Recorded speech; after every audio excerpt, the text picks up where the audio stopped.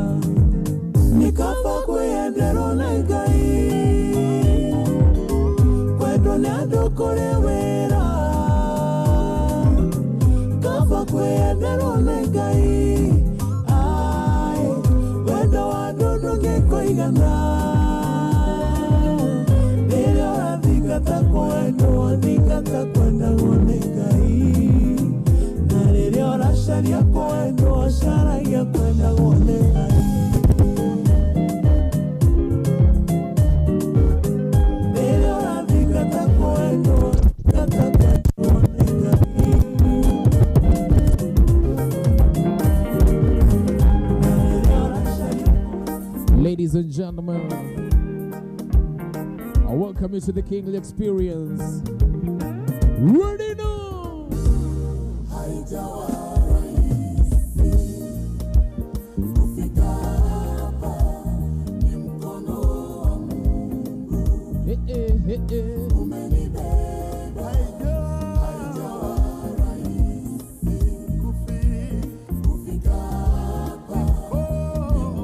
We're doing it for God tonight.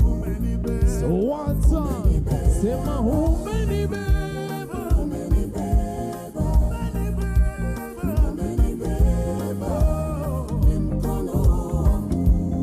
It's DJ up your alongside them, go right on the Kingly Experience. I said we're doing it for God right about now. How many baby?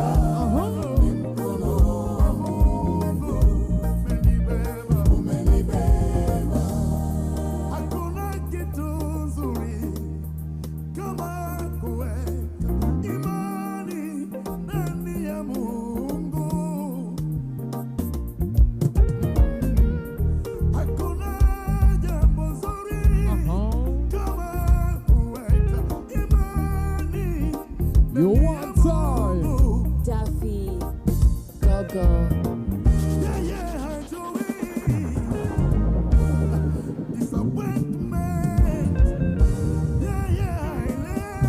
I said if you know God has been good to you, talk to me.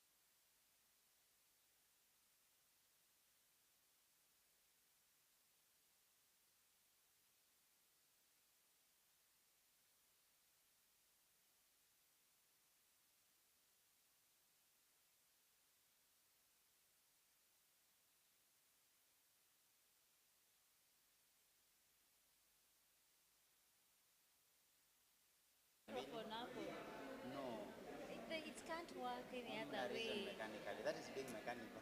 We are trying all we can. Fanya hivi. Nimeuliza either your laptop ikae 15 minutes. Can that laptop be on top of this? DJ. Na uweke icheze. But itakuwa kwa projector. Nayo itakuwa projected. Labda sasa Kwetu sound. nimempea idea. How do you go about it? Anipea hiyo sound ya. Video I play pale kwa project. Nayo ndio nasema anipea hiyo sound. Ikicheza Oh, na mimi nicheza video. Saudi So sound, sa audio copy. sina sasa hivi video yenyewe. Kuna ni 3 GB, 3 GB.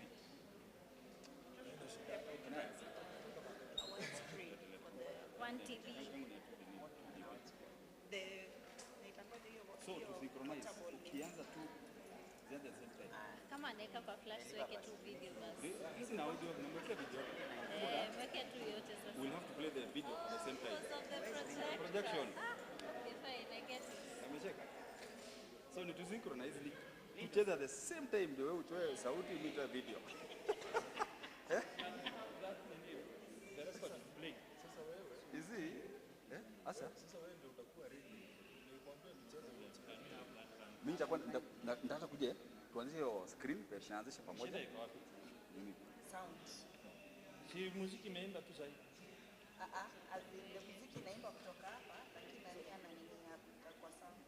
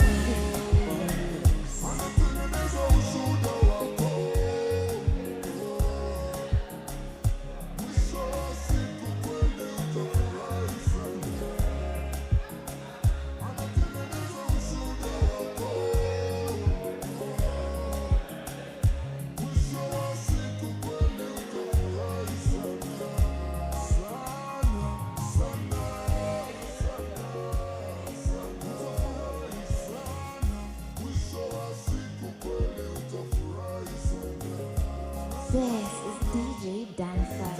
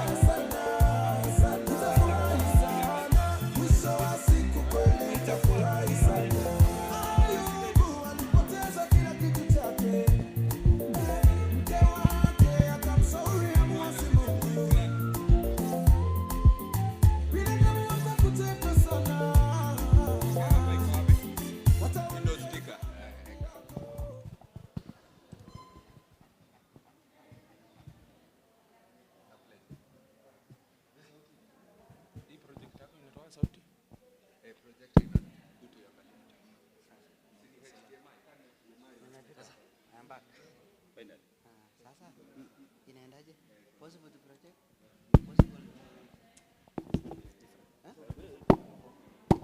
Possible to do anything? Ongeza play alafu ongeza sauti. Iko maximum hapa. Maximum.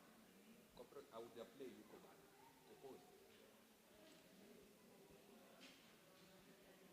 Oh, inatokea kwa HDMI. State corporation established under Section 34 of the Public Benefit Organizations Act of 2013 and is broadly responsible for the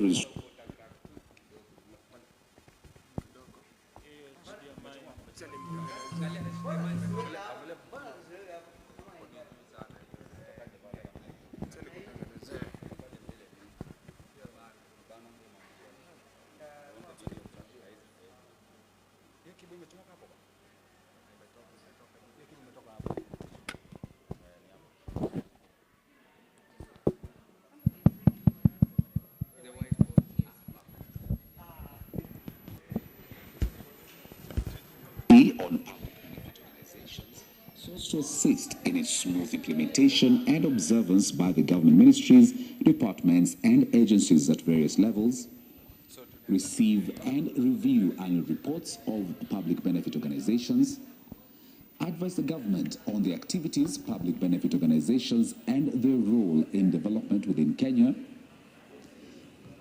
issue forms, instructions, model documents, facilitate information sharing and networking between public benefit organizations and the government, institute inquiries to determine if the activities of public benefit organizations do not comply with the Act or any other law, provide advice and training to public benefit organizations, and do anything incidental or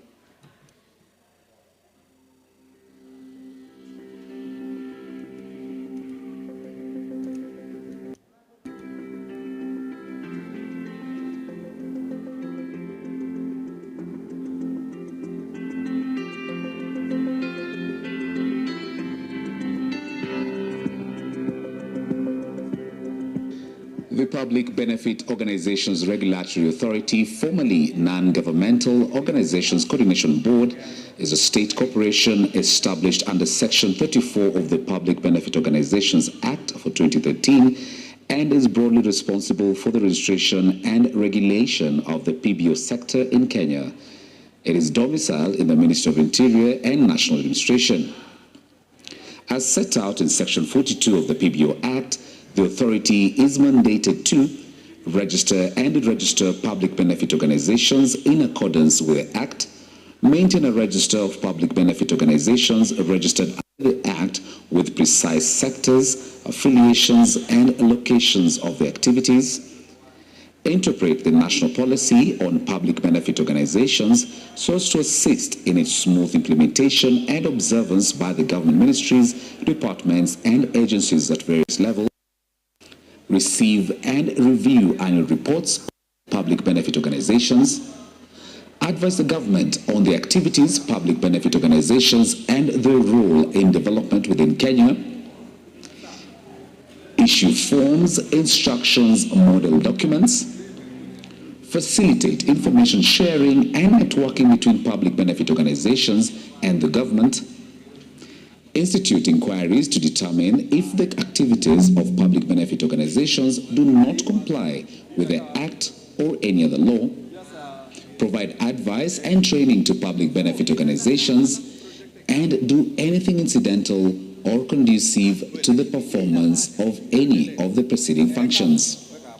The authority's top decision-making organ is the board, which consists of a chairperson appointed by the president and members drawn from government and PBO and private sectors. Decisions of the board of the authority are implemented by the Secretariat, the executive arm of the organization, which is headed by the Director General. In an effort to improve service delivery to the PBO sector and other stakeholders, the authority has decentralized its services by operationalizing regional offices that's in Eldoret, Garissa, Kisumu, Mombasa, and Nakuru. Even though the PBO Act was passed in 2013, it was not implemented until May 14, 2024, following a directive by President William Samoei Ruto. The President, while addressing the 2024 United Nations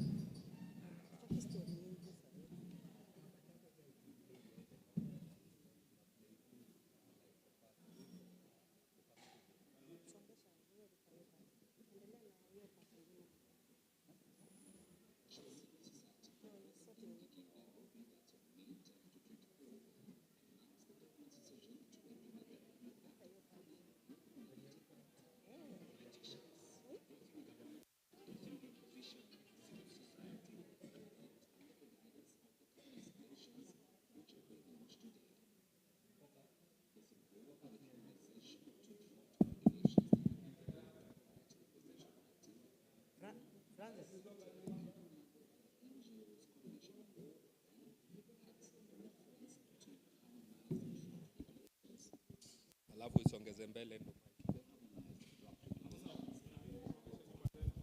sogezeni nyuma hiyo kitu. For Secretary of Internal Security and National Administration, Dr. Raymond.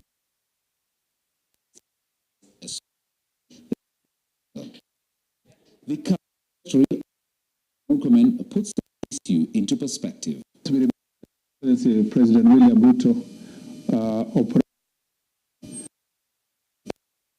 Organizations Act, more than 10 years since its enactment in 2013. His Excellency, in recognition of the work that is done by the civil society and the non-governmental organization, and in recognition of our constitutional rights on fundamental freedoms and rights, declare that the Public Benefits Organization Act must be operationalized to enable the institutions established thereunder to benefit fully from the robust legal regime that was put in place in consultation with non-governmental organizations and civil society. This act should have come into effect immediately in terms of all the sections of the act, compliance by the organizations. But from the request of the public and recognition of the fact that the regulations are not in place, I recently gazetted an extension of these regulations up to June 2026. This will allow us to have a robust engagement to make sure that the regulations that are put in place are responsive to the needs of the stakeholders and benefits the people of Kenya. This launch of the regulations is a very important step which enables us to have final engagement before the wider stakeholder engagement with the public, and thereafter the processes that involve Parliament will ensue, and as soon as these regulations come in place, I am confident that we will beat the deadline and that those regulations, when they come in place, will enable us to now require every public benefit organization to be compliant. And as a ministry, we are very, very cautious and careful to ensure that we are abiding by our constitution and we are protecting non-governmental institutions, civil society, and all public benefit organizations that are undertaking various responsibilities together with government and others also independently checking what the government is doing. The President's statement in Nyeri and in subsequent forums, including the United States, it has been clear that the government of Kenya appreciates the role the civil society plays in national development. Here is Dr. Raymond Omolo. Today we realize a kept promise in Kenya's governance journey through the operationalization of the PBO Act and the introduction of critical regulations that will shape the future of this sector. For years, the public benefit organizations have played a vital role in driving social development, fostering economic empowerment, and addressing humanitarian needs across the country. Their work, often in collaboration with the government, has strengthened communities and uplifted countless lives. It is in recognition of this impact that the government has prioritized the full implementation of the PBO Act. The operationalization of this act provides clarity, structure, and predictability in the sector, ensuring that organizations operate within a transparent, accountable, and well-governed framework. This marks an essential shift from fragmented policies towards a unified, streamlined regulatory environment that upholds good governance and integrity. The harmonization of the draft PBO regulations we are launching today are designed to facilitate organizations in line with the PBO Act, which focused on transparency, sustainability, and the greater impact on the communities that we serve. We welcome the beginning of a new chapter in the regulation of the PBO Act within the sector in the country. Dr. Omolo has overseen the transition to the new PBO regulatory framework journey, including presiding over a consultative meeting at Elementaita, which brought together government officials, the PBO sector, and development partners like the UNDP, Amkeni wa Kenya, to discuss the way forward. As a matter of fact, the PBO Regulatory Authority has involved various stakeholders in the development of the draft regulations, as the chair of the authority's board puts it. We are here for such a great milestone that we've achieved for the last close to 1 year. The President took a bold step to cassette the Act, the PPO Act. During the campaigns, His Excellency the President, William Samoei Ruto, made a commitment. And being a man of his word, he went ahead to cassette the Act sometimes last year in May. We realized that we had 2 drafts of the regulations, and that has taken us at least some time to ensure that we have one harmonized draft. So we have gone out to engage the sector, who have been very supportive, and the government goodwill. We've walked this journey together as a board and with management. We have very effective management led by my good friend Dr. Kipto. They have also done a very good job to ensure that at least we have a harmonized or one draft. Now we are here because we want to launch this draft so that we go out there and subject it, because it's a requirement in the law. We subject it to the public participation, and we want to ensure that everybody is involved, especially in the sector and the government, so that by the end of the process, we will ensure that all the views from the sector are captured, so that we have a document for posterity to ensure that this progressive law is not in any way hampered by anything that we may come up with.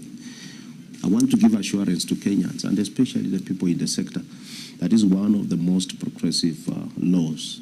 And we want to ensure, actually, when you look at this law, it's going to strike beyond our boundaries. It's one of the laws, when you look around what is happening in most leading nations in Africa, talk of South Africa and other countries, you will realize that Kenya is now taking a step and a lead in this sector. We want to invite all of you who will be coming out there to interact with the public. We want your views so that when we bring out the document, it's a document that is accepted across the board. I want also to point out that in the wisdom of authority and the government, we asked the minister to give us an extension. I want to appeal to the sector, to the players, to ensure that they maximize the time we've been given for the extension, so that at the end of the extension, we have operationalized the entire law as required. I will appreciate that if all of you will be willing and ready, so that nobody feels has been left out. The development of the harmonized draft regulations started in April this year, when a consultant was hired to harmonize the 2 drafts. The authority's staff have also participated in this process. For instance, they recently had an opportunity at a workshop in Nakuru County to give their input, particularly on the harmonized draft regulations. The judiciary, through the Honorable Chief Justice Martha Koome, has already established the tribunal as required by the PPO Act. We are therefore today launching a product that has emanated from wide consultation and involvement of many stakeholders. Here is the authority's Director General. Take a look.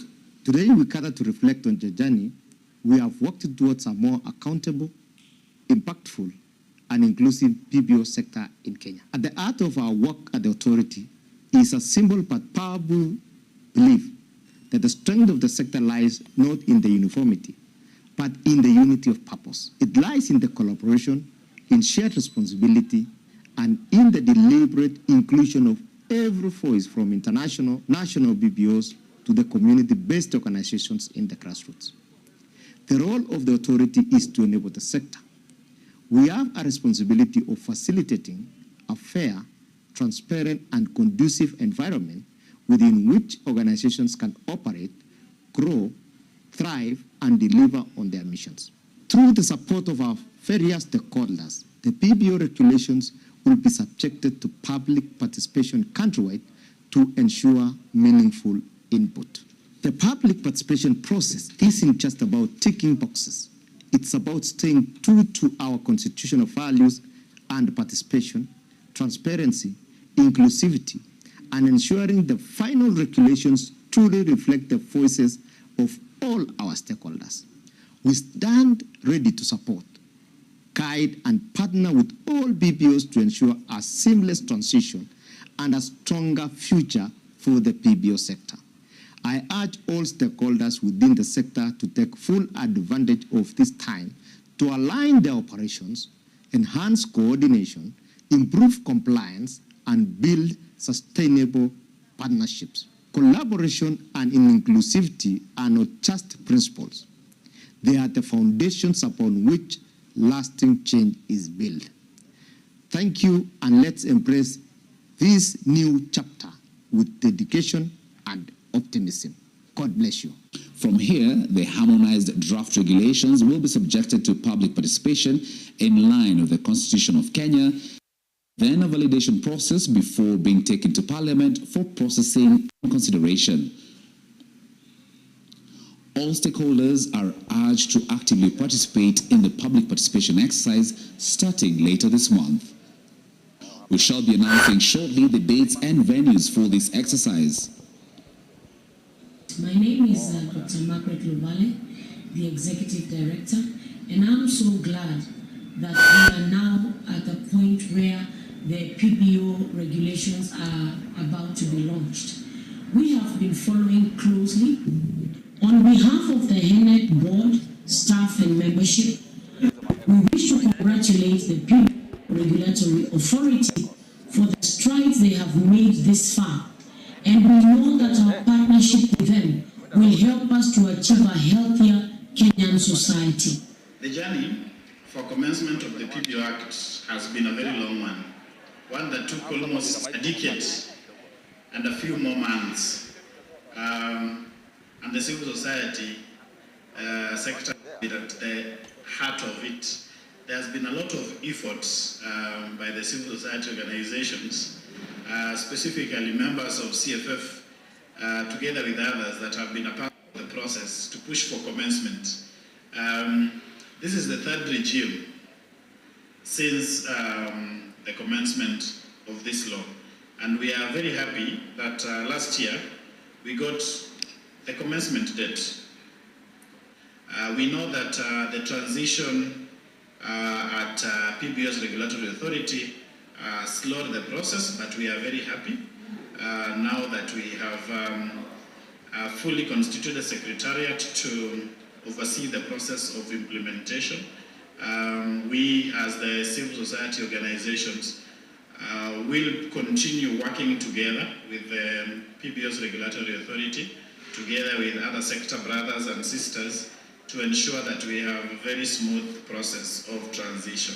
We are very happy that the two sets of regulations have now been harmonized and that we have a draft that we can look at together and subject to a robust public participation exercise. Going into that process, we hope to continue working with the relevant stakeholders to support the civil society organizations in different areas and corners of the country. Number one, to be aware of the Act and the draft regulations. Number two, to help them identify any gaps that may be there in the draft regulation so that they can engage in participation when the will be held in their counties. We will also work with the regulatory authority to ensure that the feedback from those corners of this country are considered in the final document so that we have a document that speaks the mind of the civil society organizations.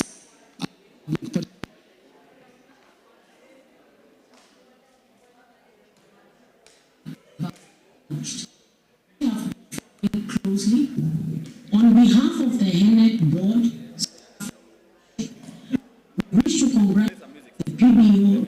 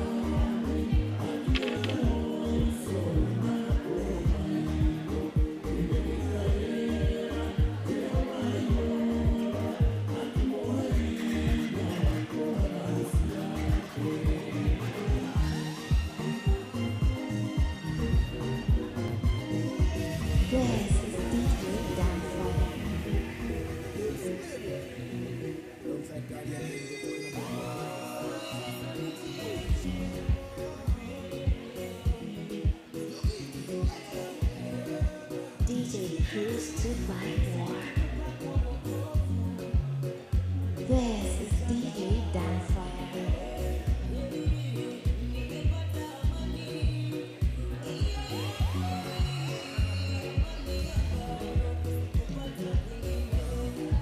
DJ Cruise 254.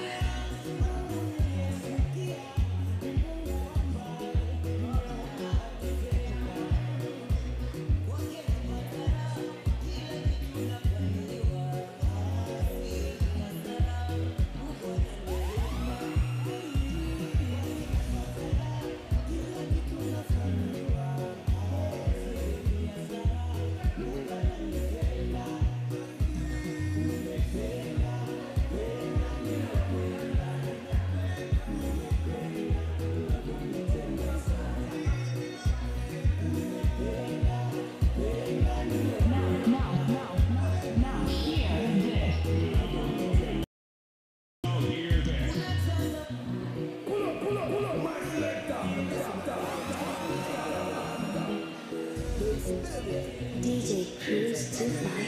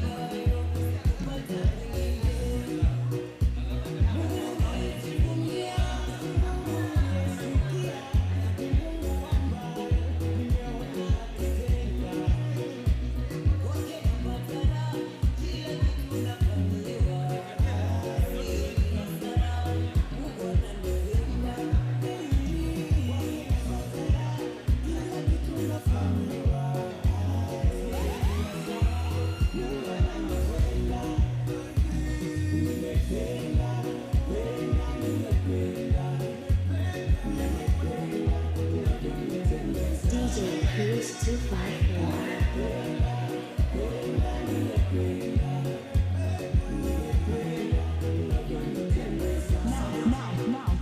Now hear this.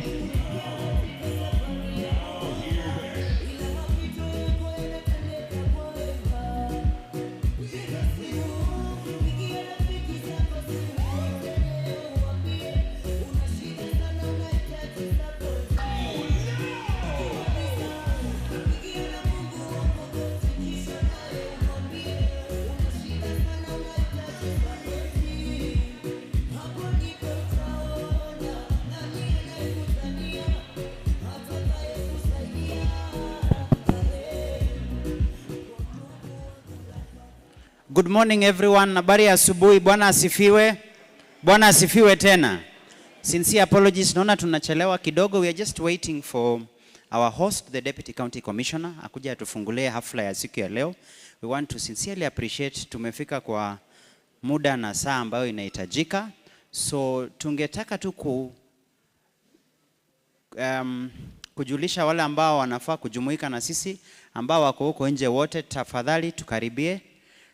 Because we want to start, we want to run a very interactive program, and we don't want to keep you here too long. As per our program was supposed to start at least by 9:30, but now we are here, it's almost 10:15. And for your efforts of coming in on time, it is important we also be respectful of that. My name is Joshua Kipto. I am an advocate, but importantly, just a facilitator for this particular session on behalf of the Public Benefits Organization Regulatory Authority, PIBORA. So I think I have been informed that he's coming in.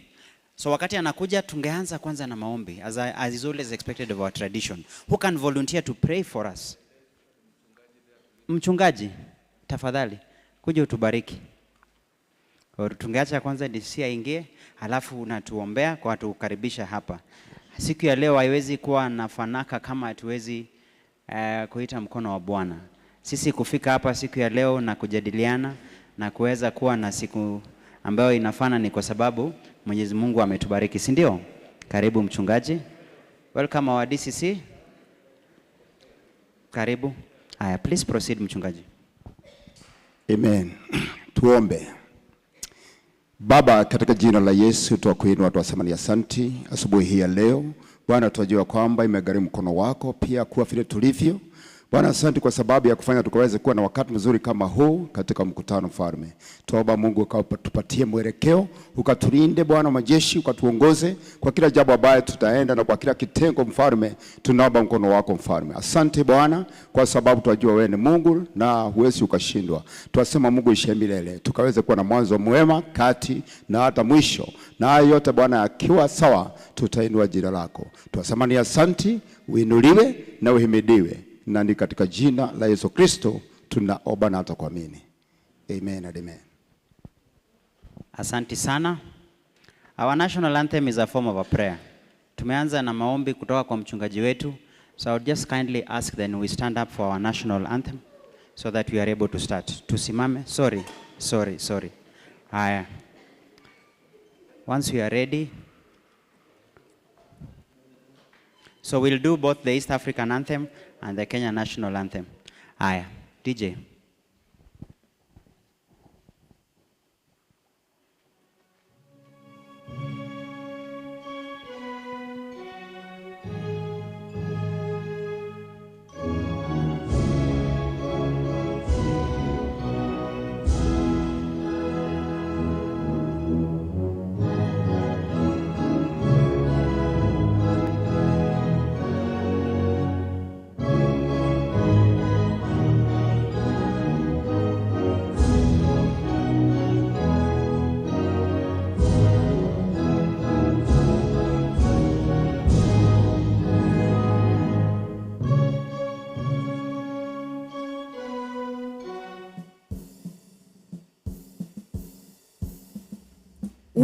Mungu twaomba uilinde Jumuiya Afrika Mashariki, tuwezeshe kuishi kwa amani, tutimize na malengo yetu. Jumuiya yetu sote tuilinde, tuwajibike, tuimarike, umoja wetu ni nguzo yetu, idumu jumuiya yetu. Uzalendo pia mshikamano viwe msingi wa umoja wetu, na tulinde uhuru na amani, mila zetu na desturi zetu. Jumuiya yetu sote tuilinde, tuwajibike, tuimarike, umoja wetu ni nguzo yetu, idumu jumuiya yetu. Shukran. You can take our seats. So we are just going to do a very short preliminary action. I would want to invite our team lead, who is sitting in on behalf of the Director General as well as the Director, to purely welcome our DCC, who will then open the session for us and will quickly go into our session, starting with introduction and how our program will run. Lyndon, welcome. Quickly. Good morning. Good morning once more. Sisi tuko na furaha na tunashukuru mumepata muda wa kuja kujumuika na sisi. We don't take it for granted, and this is a very important national event. And today, this morning, I was talking to some people in the national administration, and they were saying patriotism in this country is waning. People are not as patriotic as they used to be. So we are just trying to see how best we can bring back patriotism. Otherwise, I want to welcome our host, Bwana DCC, to officially open this function for us so that we can begin. Thank you very much, Manoteno. Participants, good morning. My name is Ngonyi Maina, Deputy County Commissioner, Nyeri Central. I want to take this opportunity to welcome you all in this very important public engagement, as it is known in our constitution as public participation. This is where we engage ourselves in anything that is being brought to the public, where we discuss it and try to either agree or disagree, but in a positive way. Otherwise,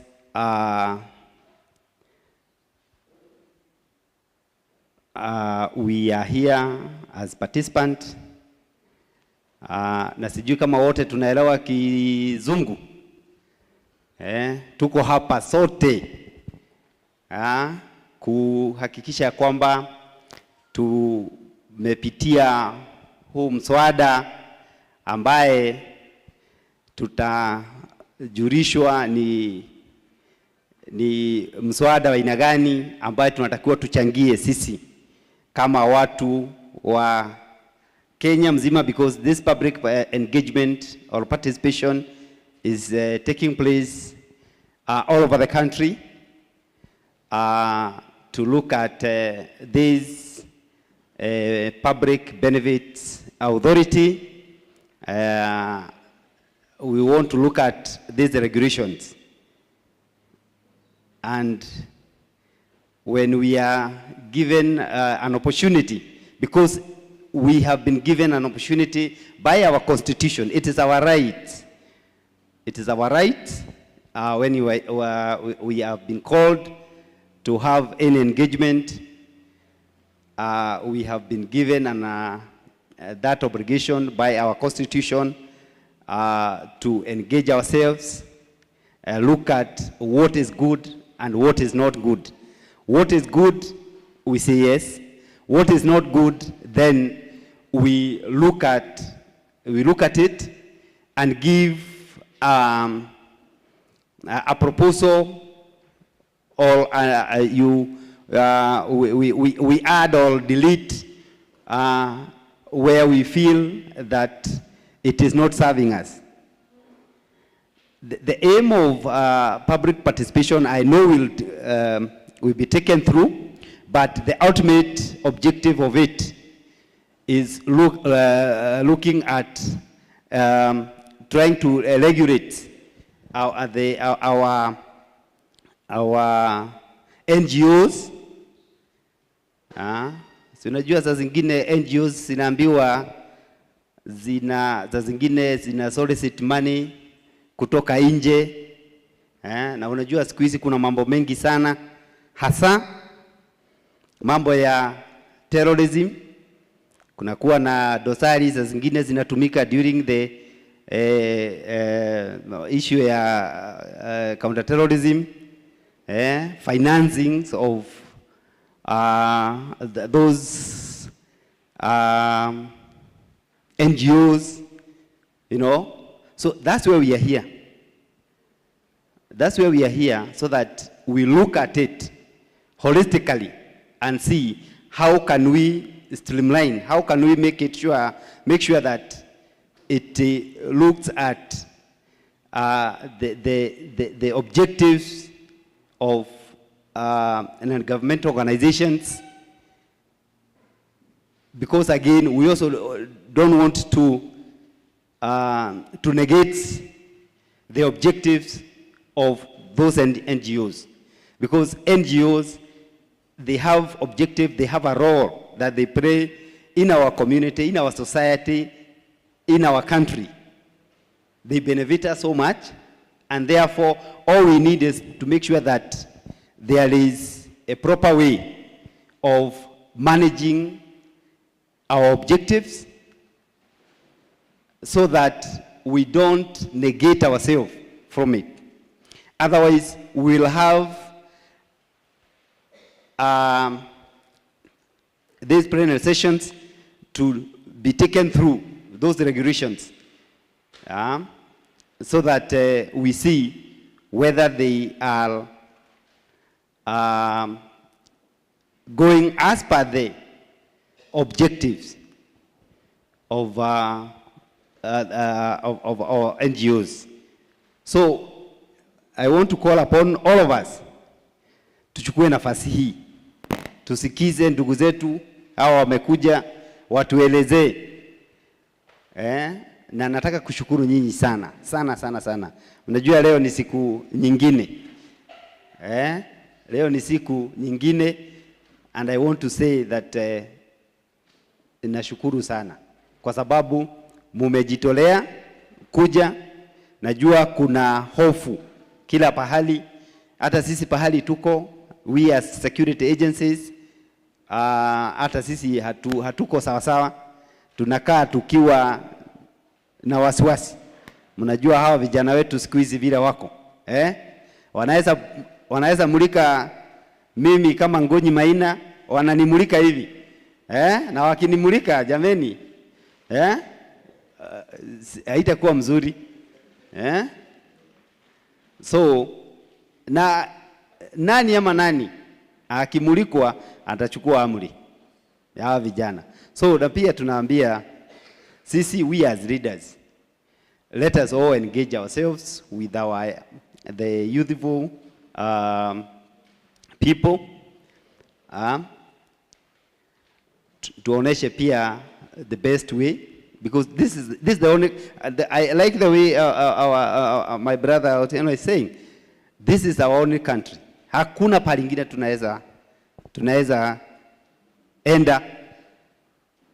This is our only country. Na tumesungukwa na inchi mbaya sana. When you go to Ethiopia, there are issues. When you go to Uganda, there are issues. Tanzania tu ndio kidogo tu mzuri. Lakini ukiangalia hizi nchi zingine, Sudan, Somalia, hakuna nchi iliharibika. So hata mkisikia mko na kitu ya kusema, let us always do it in a positive way. If you remember what happened in 2007, you didn't like it again. I was in those sides where people were swept away. So when we are engaging ourselves, let us look at it in a very sober way. Let's have back in our minds, tujue tu, this is our only country. Whether you don't like me or not, but we have a country that we have to take care of.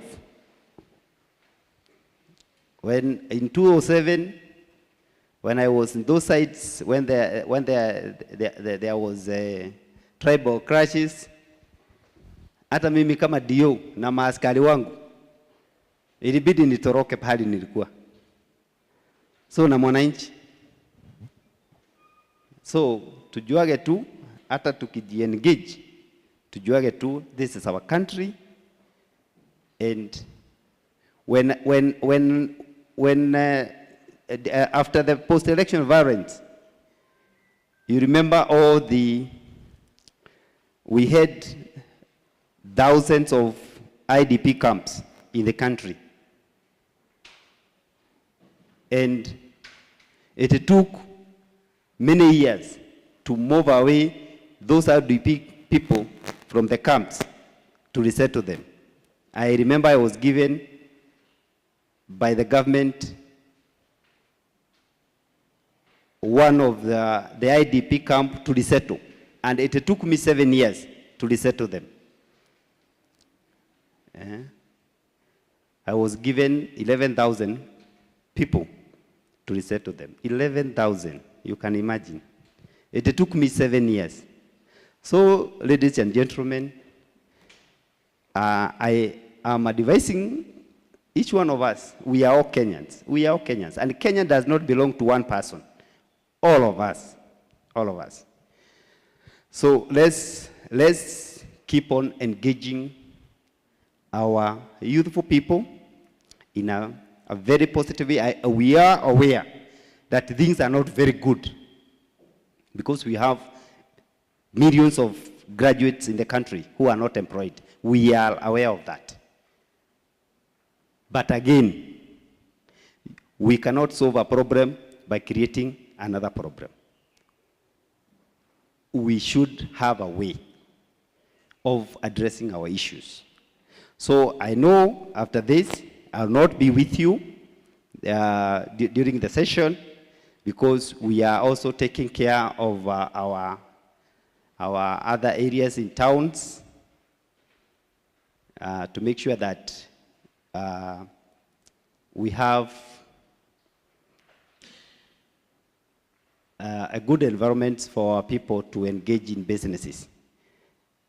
So I'll not take a lot of time with you, but I know even the team will also not take a lot of time with you so that you get a free time to go back to your areas of engagement without taking a lot of time in this hall. I know it is our responsibility to get what is being delivered to us, and then after that, we'll also be an ambassador to spread that gospel. So with those few remarks, I want to take this opportunity to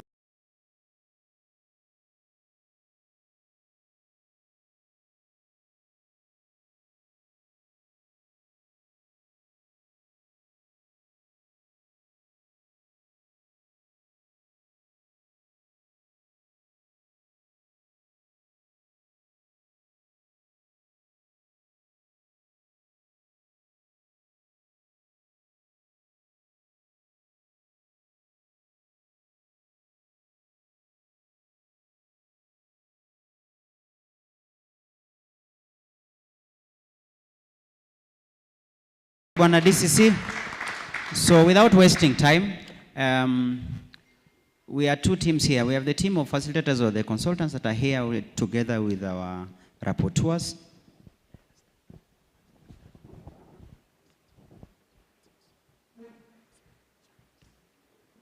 So that's a small team, but the bigger team is from the Public Benefits Organization Regulatory Authority. I'll ask Lyndon to quickly introduce his team, just mentioning them wherever they are so that we know who are members of the authority, who will be of significant help if we have comments, and how we are going to run the session. The session will be in very simple way. Kitu ya kwanza tutafanya, tutaweza kuwajulisha kwa muda mfupi sana regulations, what it has, and a summary ya the regulations.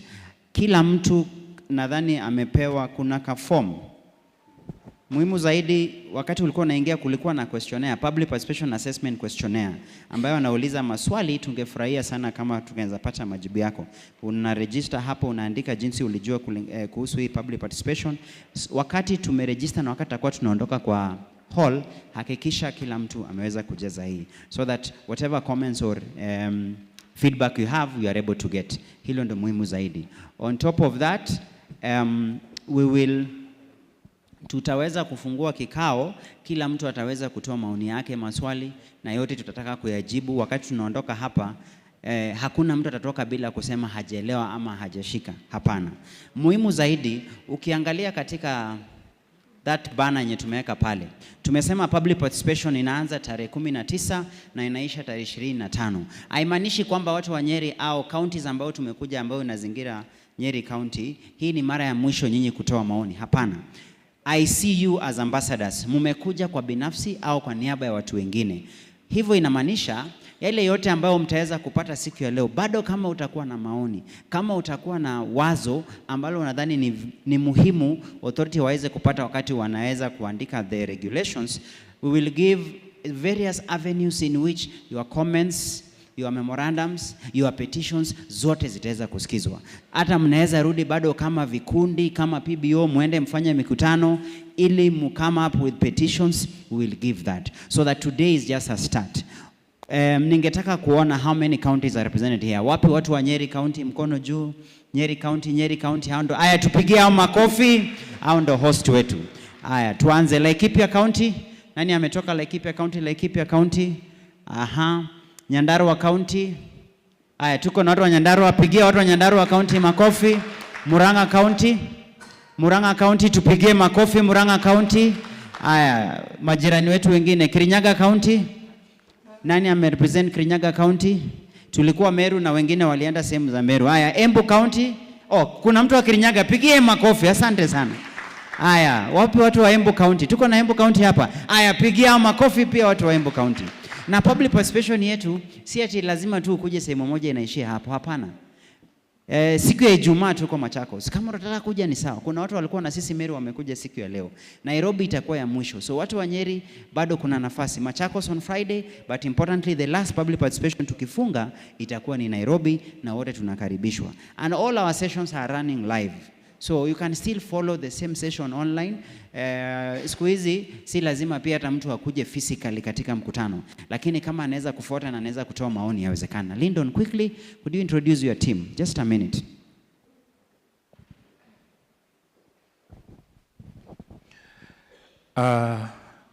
Very quickly, I want to introduce the team that tuko nao. Wale nitawaona, nitawa-introduce juu kuna wengine wako engaged hapa na pale wakifanya kazi zingine. Taanza hapa karibu. Huyu anaitwa Francis Tumuti. Anafanya PBRA. Next is Masi Soy, PBRA. Juliet Karari, PBRA. Tukisonga pale Zilpa Angwenyi, PBRA, akifuata na Isichi, Yvonne, akifuata hapo na Rukia. Joyce na Isiala, Doris Mudhini, PBRA, Scholar Mutua, PBRA. Nani wamejificha hapo?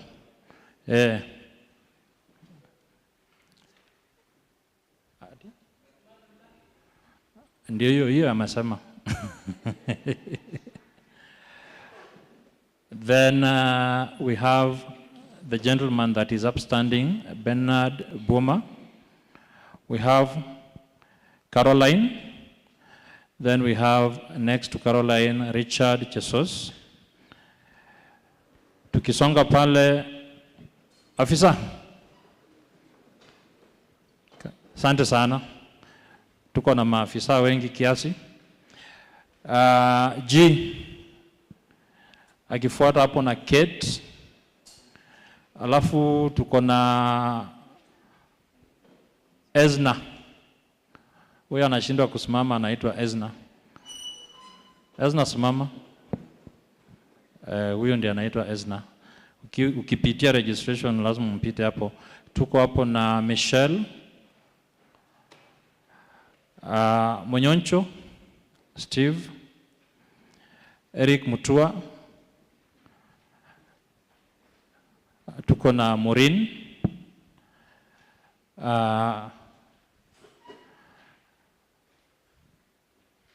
I think wale wenye wako hapa ndani wamekuwa introduced wote. Kuna wengine wako nje.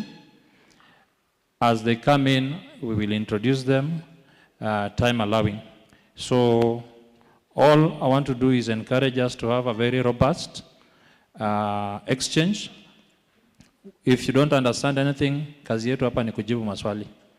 Hiyo tu, uliza, tutajibu. Asanteni. Shukran. Tupigie makofi watu wa authority. Now, so I want them to take this opportunity to ask our guest of honors. Then we can move this side so that we are able to see the presentation we have. So we can take our seats. So just a small brief. Public benefit organization regulations. Wakati tunaandika sheria, every time you come up with what we call an act of parliament, sheria haiwezi kutimizika kama hujatengeneza regulations. Wakati tulipitisha katiba 2010. Katiba yetu ikatuambia kama kwa mfano tunabadilisha kanuni za shamba, our land legislations were all changing and it was captured in the constitution. But that was not the end of it. Kama tungesema tu katiba imesema, basi ingemaanisha hakukuwa na haja ya kuandika sheria nyingine. Lakini jinsi sheria inafanywa, utapata katiba ikisema kanuni zote za shamba zafaa kubadilika. Shamba ambayo inatambulika na katiba ni 3: community land, leasehold, freehold.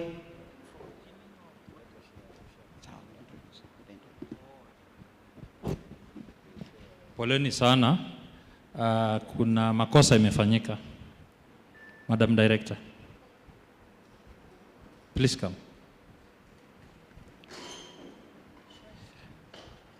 Huyu ndio mdosi wetu uko Nairobi. She's called Beatrice Kamamia. She is a director of the board. Na nilikuwa naona ni kama nitafutwa, lakini nimekumbuka haraka haraka. Wacha aseme moja. Habari zenu. God is good. Bwana asifiwe. Mimi si mgeni sana hapa. My home county is this one, Nyeri. So nimetoka Mathira, lakini nakaa huko, mmesikia Nairobi. My friend here amesahau na mimi kidogo, kwa sababu mmeona tumakosa kidogo hapa mbele. Lakini msijali, hiyo ni ya dunia, si ndio? Yale yametuleta hapa, tutasikia, tutauliza maswali, ile kitu huelewi utajibiwa. Thank you very much. Thank you, Madam Director. Asante sana. So I was just trying to give an explanation for people to understand regulations inasaidia nini. So nikasema wakati unaona kwa katiba wanasema sheria au kanuni za shamba zinakubalisha 3 types of land: community land, public land, private land. Na kwa the private land wanakuambia it can either be a leasehold or a freehold. Ukisema kwamba katiba imesema na inaishia hapo, then hakukuwa na haja ya kuandika sheria. Lakini ile iwe rahisi zaidi, ile iweze kubainika vizuri, kama nataka kuandikisha shamba ya public land, kama nataka kuandikisha public shamba ya community land ama private land, natumia procedure gani? Naanzia process wapi? So unapata katiba inasema the parliament shall legislate. National Assembly itaandika sheria ili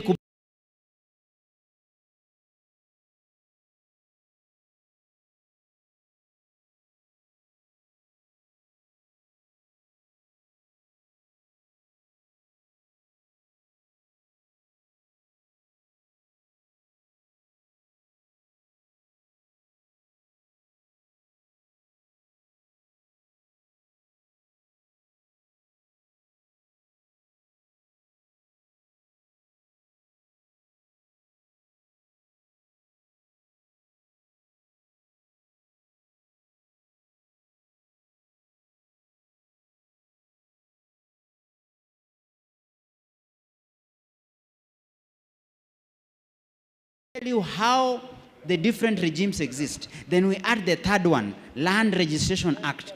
Lakini ili kuweza kutumiza sasa, kama nikisema mimi naenda registry kuandikisha shamba yangu, we must have processes and procedures. So what do? On top of the Act of Parliament, we draft a new thing called regulations. Regulations inakuja mpaka na forms, mpaka inakuonyesha wakati unataka kuandikisha, kama uko na lease, procedure ndo hii na form ya kutumia ndo hii, unajaza hapa, unajaza hapa. For registry to accept your application, wanakuambia ulifuata vile forms siko, ndo hizi forms. That is what regulations do. So tukiongelea hapa public benefit, the PBO Act, this is an act yenye ililetwa hapo awali. Najua nyinyi kila mtu anajua NGOs, non-governmental organization, NGOs, and you used to know the organization ama the regulator ambaye alikuwa anasimamia alikuwa anaitwa NGO Board Council. Sasa ikakuja ikabadilika. Ikasemekana now we want to change. We no longer call them NGOs, for example. We focus on what they do, the purpose of the function they do, which is public benefit, PBO, public benefit organization. Yale yote ambao wanafanya ni kwa minajili ya kusaidia jamii, charity organizations. Na kuna njia nyingi ya kuwa charity organization. Kuna makanisa, kuna wale hata the mosques wako na committees zao zinafanya charity organization. You've heard of a foundation. Hata nyinyi wawili watatu mnaweza shikana, mnasema sisi tumelelewa hapa, Mungu ametubariki, tumeenda kwa mfano Marekani tumepata pesa, we want to bless our community back. We are registering a charity organization, nataka tufanye. Hayo yote tukaita public benefits organization. Na sheria ikatungwa 2013, PBOA Act. Lakini kwa miaka 12 au 3 hatujaweza kutumia sheria ya Public Benefit Organization Act kwa sababu bila regulations hauwezi kutekeleza au kutumiza yale ambayo yameandikwa kwa sheria. Na siku ya leo sasa tukikuja kuangalia regulations,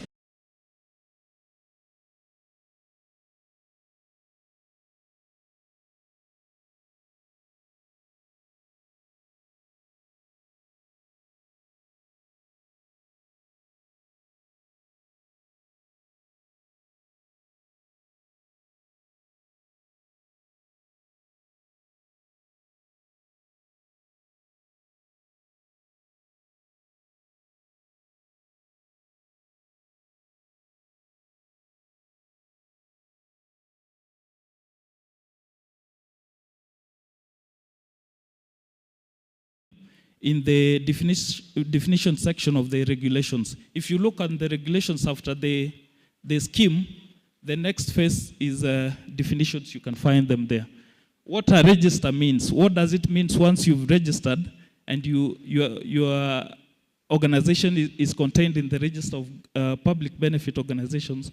What does it mean? What's a register? Those you can find in. So the summary of the provisions of this act will be, they give us, the regulations give us what registration processes, how to register, how you create these organizations, public benefit organizations, relates them, and what are their different responsibilities. Reporting obligations. Once you register as a public benefit organizations, obligations do you owe your regulatory authority? Nimeambiwa nizungumze sana kwa Kiswahili, so nitajaribu kuchanganya zote so that we have an understanding. So reporting obligations, ni majukumu gani uliona baada ya kusajiliwa kama public benefit? Majukumu yako kwa serikali ni gani? Serikali majukumu yake kwako ni gani? Kuna pia section ya sanctions and appeals process. Like once a public benefit authority has made a decision, what is how can you challenge that decision? How can you appeal? Those are contained in the act. So in this section, within the regulations, there are proposed 4 types of registration of PBOs. 4 types. One of them is national. National ni ile imekuwa registered as a national PBO. It can operate within the country. Then there is a bestowed. Bestowed ni yale mashirika ambayo yalikuwa yamesajiliwa katika sheria zingine, lakini sasa yanataka kusajiliwa katika under the Public Benefit Organizations Act. So there is a process on how you shift. We'll get into that. Then there is international. Kuna yale mashirika ya offer charity services in other jurisdictions, but they want to operate within the country. Those are national, and then exempt international. So as you live here, you know that you can register 4 types of public benefits under this act. Ni aina 4 ya mashirika ya jamii ambayo unaweza kuregister in this act. So so the registration process, once you conceive an idea, like umepata mfadhili, umepata pesa, ama mmeungana kama kikundi na mnataka kuregister public benefit organizations, process ni gani? What do you require? Unahitaji nini ndio kusajili? So this is where we begin with kwanza lazima ukuwe na jina ya hiyo organization ambayo unataka kuregister. Ukiwa na jina unaiwasilisha kwa the authority, waone kama kuna organization nyingine imekuwa registered in that name. And then for you to benefit, ndio ufaidi katika hii sheria, hiyo organizations ama ndio ukuwe registered, usajiliwe katika hii sheria, hiyo shirika ambao unapanga kusajili lazima ikuwe inafaidi jamii. Ile program ambao unapanga kutekeleza lazima ikuwe ina offer a public benefit to the society so that you qualify. Because this once you register, you get certain benefits from government. So you have to qualify to, you have to be offering a public benefit activity for you to qualify to be registered. Next slide. So ni nini unahitaji ndio uweze kusajiliwa katika hii sheria? Now, before this slide, I told you can register 4 types. Unaweza kusajili 4 types of public benefit activities under this act. They are, like we said, national, international, exempt, and exempt international. So for those types, the requirements are slightly different for each type of category. Lakini kuna zile vitu ambazo ni lazima ukuwe nazo, whether you want to register international, national, or exempt or bestowed. Mojawapo kuna form, mkiangalia katika hiyo sheria ambayo umepewa, nyuma kuna forms, registration forms. So you have to do it, your application, hiyo ombi lako la kusajiliwa lazima lifanywe in the prescribed form. Pili, ilo shirika ambao unapanga kuregister must have a constitution. Lazima likuwe na katiba. Alafu vile tumesema jina ni lazima, na hilo lazima lipelekwe kwa the authority, registration authority, waangalie kama hilo jina unaweza kulitumia ama linakubalika.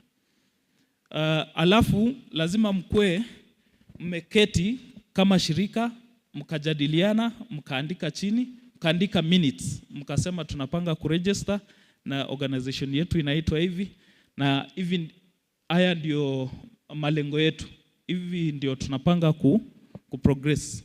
And then you must have provide the particulars. Lazima upeane information about the officials, ni nani, wanaishi wapi na mambo kama hayo. And then you need to have a physical and postal address. Lazima mjulikane as you want to register.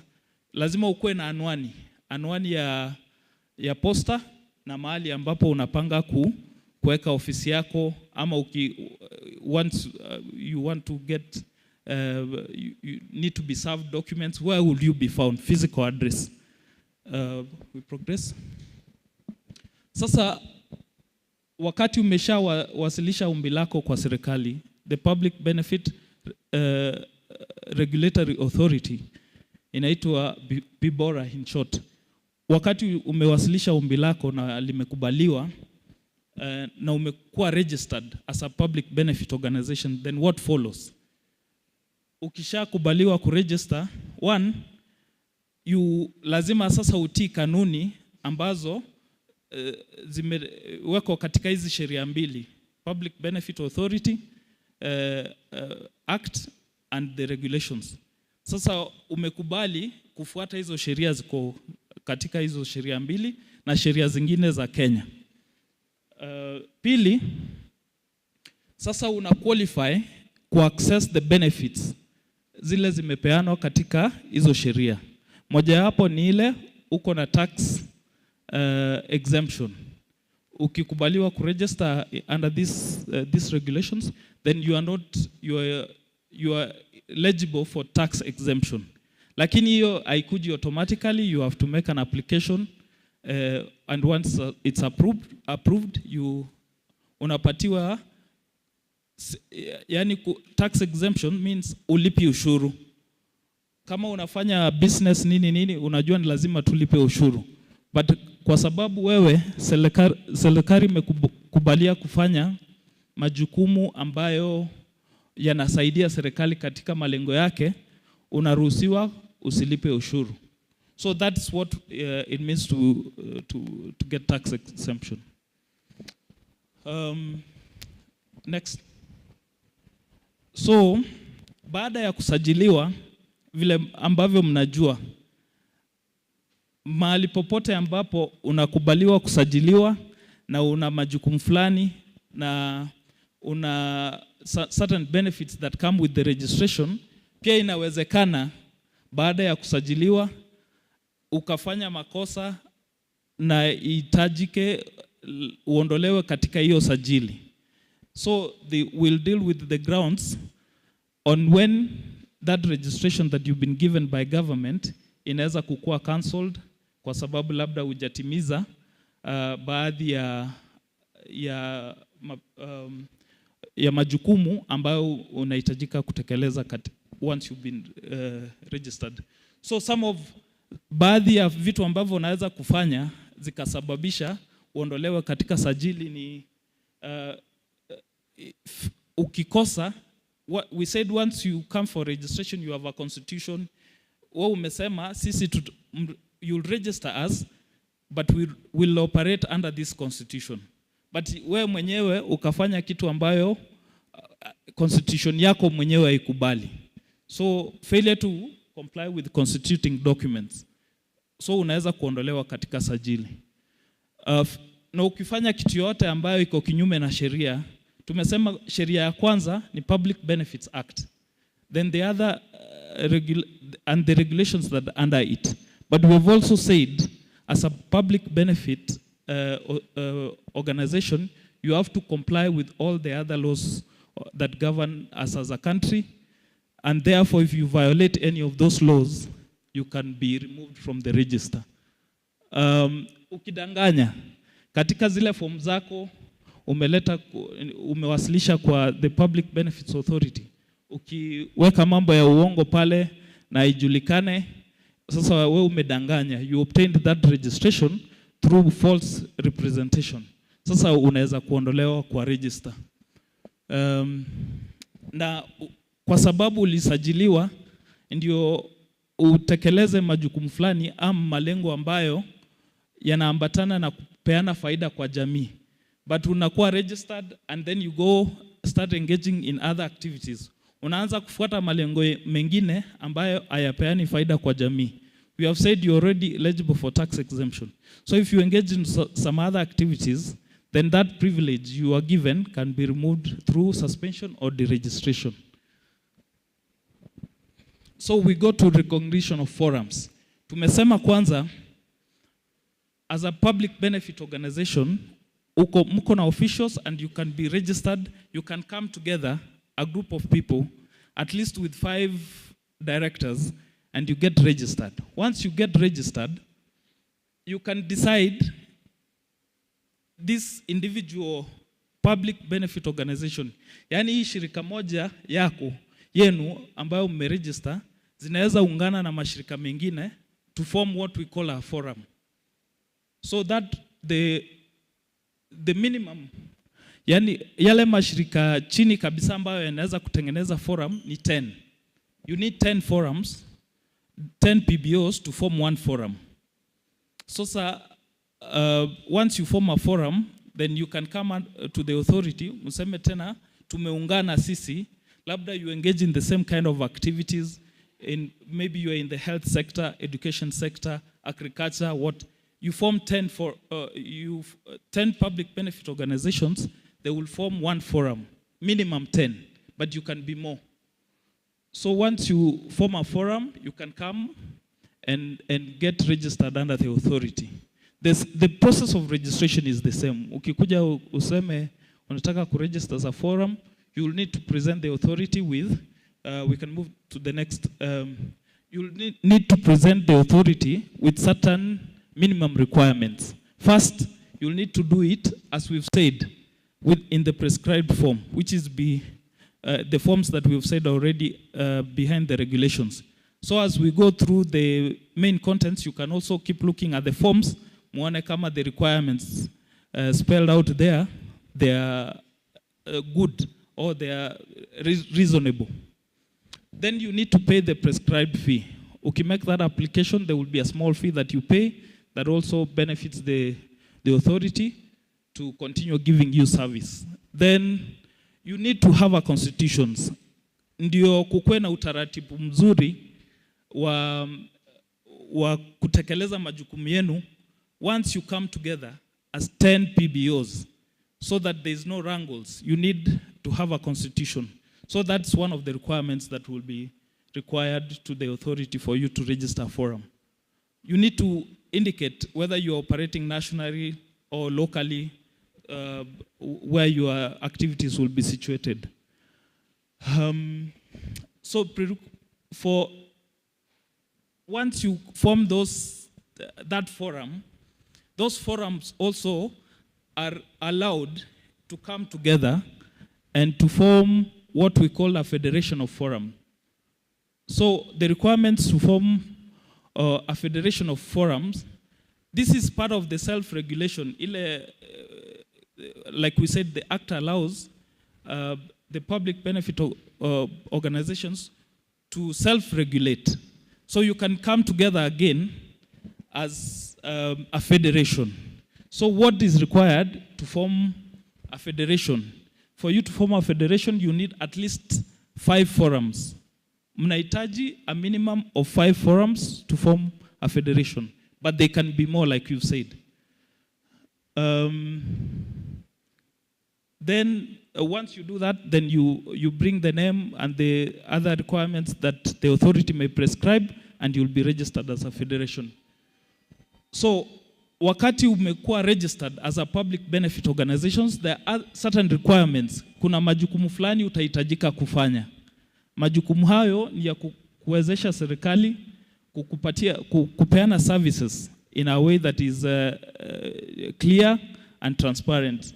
So some of those requirements, your majukumu ya public benefit organizations need to maintain up-to-date records of financial transactions, how you get your money, how you intend to spend it. So you need to maintain financial records that are up to date. You need to file annual returns. At the end of the financial year, you'll be required to file annual returns. You need to notify the authority. Once you've been registered, if you make any changes to the organization, to the structure of the organization, you'll need to notify the authority so that they also update their records and they're able to recognize who are your officials, where is your new location, and those kind of things. So, once you form, ukikubaliwa kusajiliwa, pia mnaweza kufika somewhere along the line, maybe you've achieved your objectives, maybe the funding imeisha, and you want to dissolve the organization. Like you want to wind up business and dissolve it. Yani mmeshamaliza majukumu ama pesa imeisha, so mnataka, as you came together, you want to dissolve. So there's a process to dissolution. Na hiyo process inaweza kufanywa na serikali ama unaweza kuifanya mwenyewe. Mnaweza kuamua wenyewe tunataka kudissolve ama it can be done by government. So ndio tuseme mvunje ile organization ambayo imekuwa registered, ile kwa hiari yenu, you will need to do certain things. You need to present the authority with the certificate of registration. Ile certificate ambayo mlipewa wakati mlisajiliwa, you will now need to present it to the authority that registered you. You will need to sit. Lazima mkae kwa kikao, mkubaliane nyinyi wote, kwa sababu mlikubaliana mkiungana. Lazima pia mkubaliane mkitengana. Mkuje mseme tuliungana kwa sababu hii na hii, na tumetekeleza hiyo wajibu ama pesa imekosa. So mkae mketi, muandike minutes, and then you present the minutes to the authority. And many other requirements that the organization may require, but those are the main ones. So tumesema wakati mmesajiliwa, mnaweza kutengana wenyewe, ama kwa sababu ya makosa fulani ama court directive, the authority may also deregister or may dissolve you. So some of the grounds on which the authority may initiate deregistration ni same. If you don't comply with the regulations, with the act first and the regulations that have been established, mnaweza the Public Benefits Authority inaweza initiate the process of dissolution. If you engage in illegal activities, for instance, if you register an organization alafu itumike kwa njia mbaya, labda ina provide funding to terrorism, or money laundering, inatumika vibaya kwa njia ambayo ikubaliki kwa sheria, inaweza, the authority may initiate the registration, deregistration. As we've said, if you also get registered, hata umepatiwa tax exemption and then you fail, unashindwa kutekeleza yale majukumu ambayo ulisema utafanya, you can get deregistered.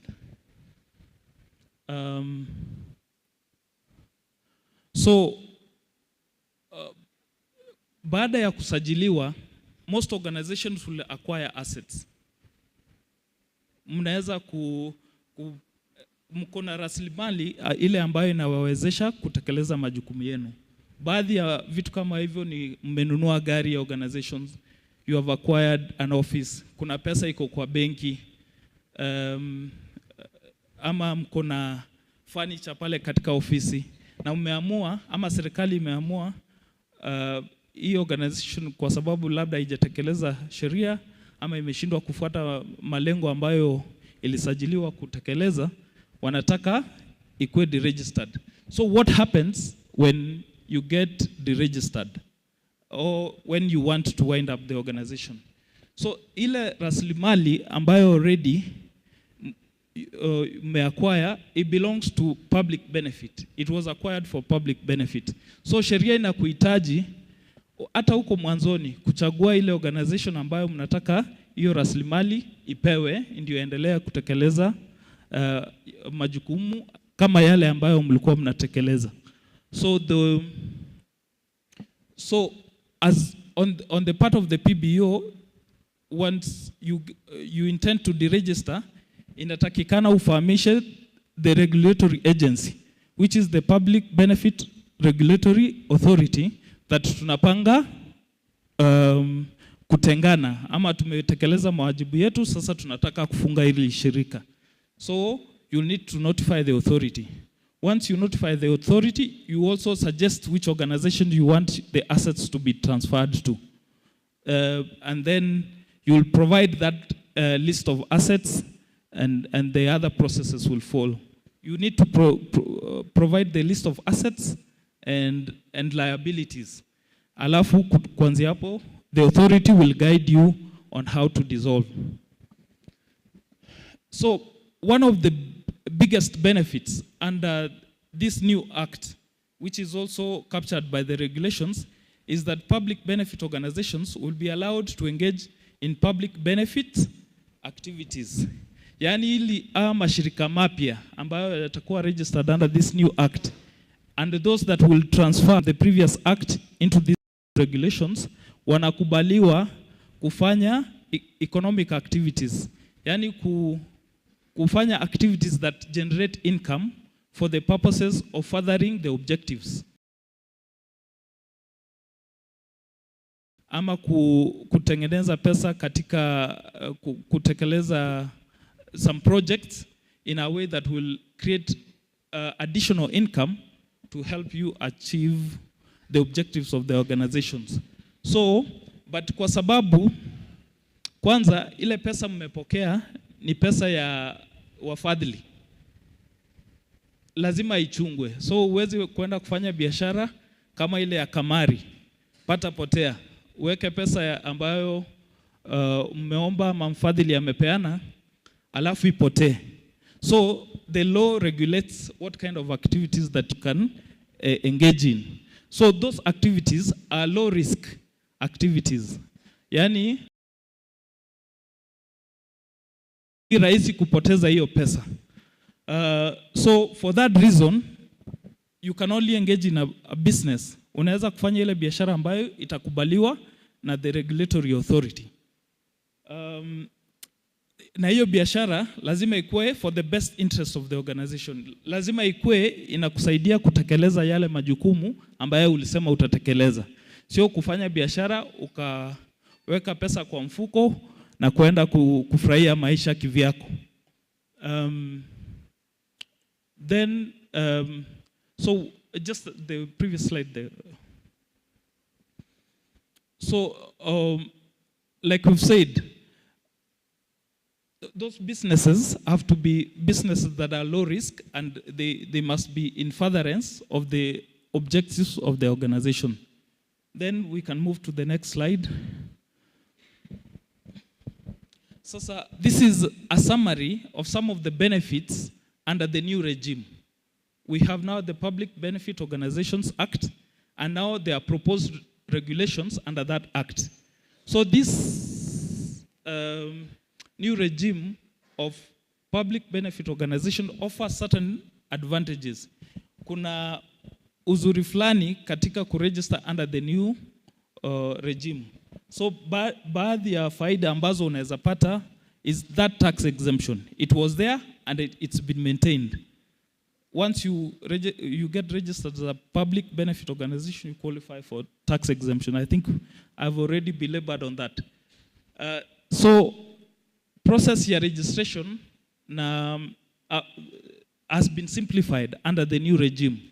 It's very clear if you want to register as a national, international, what are the requirements and what follows after you register.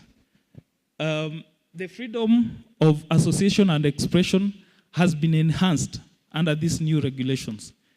How? So this freedom has been enhanced by entrenching that principle of self-regulation. Serikali haitaki kutawala na kufinya uhuru wa mashirika huru. So the government is trying to ensure that you, within yourselves, within that sector, you set certain standards that regulate you.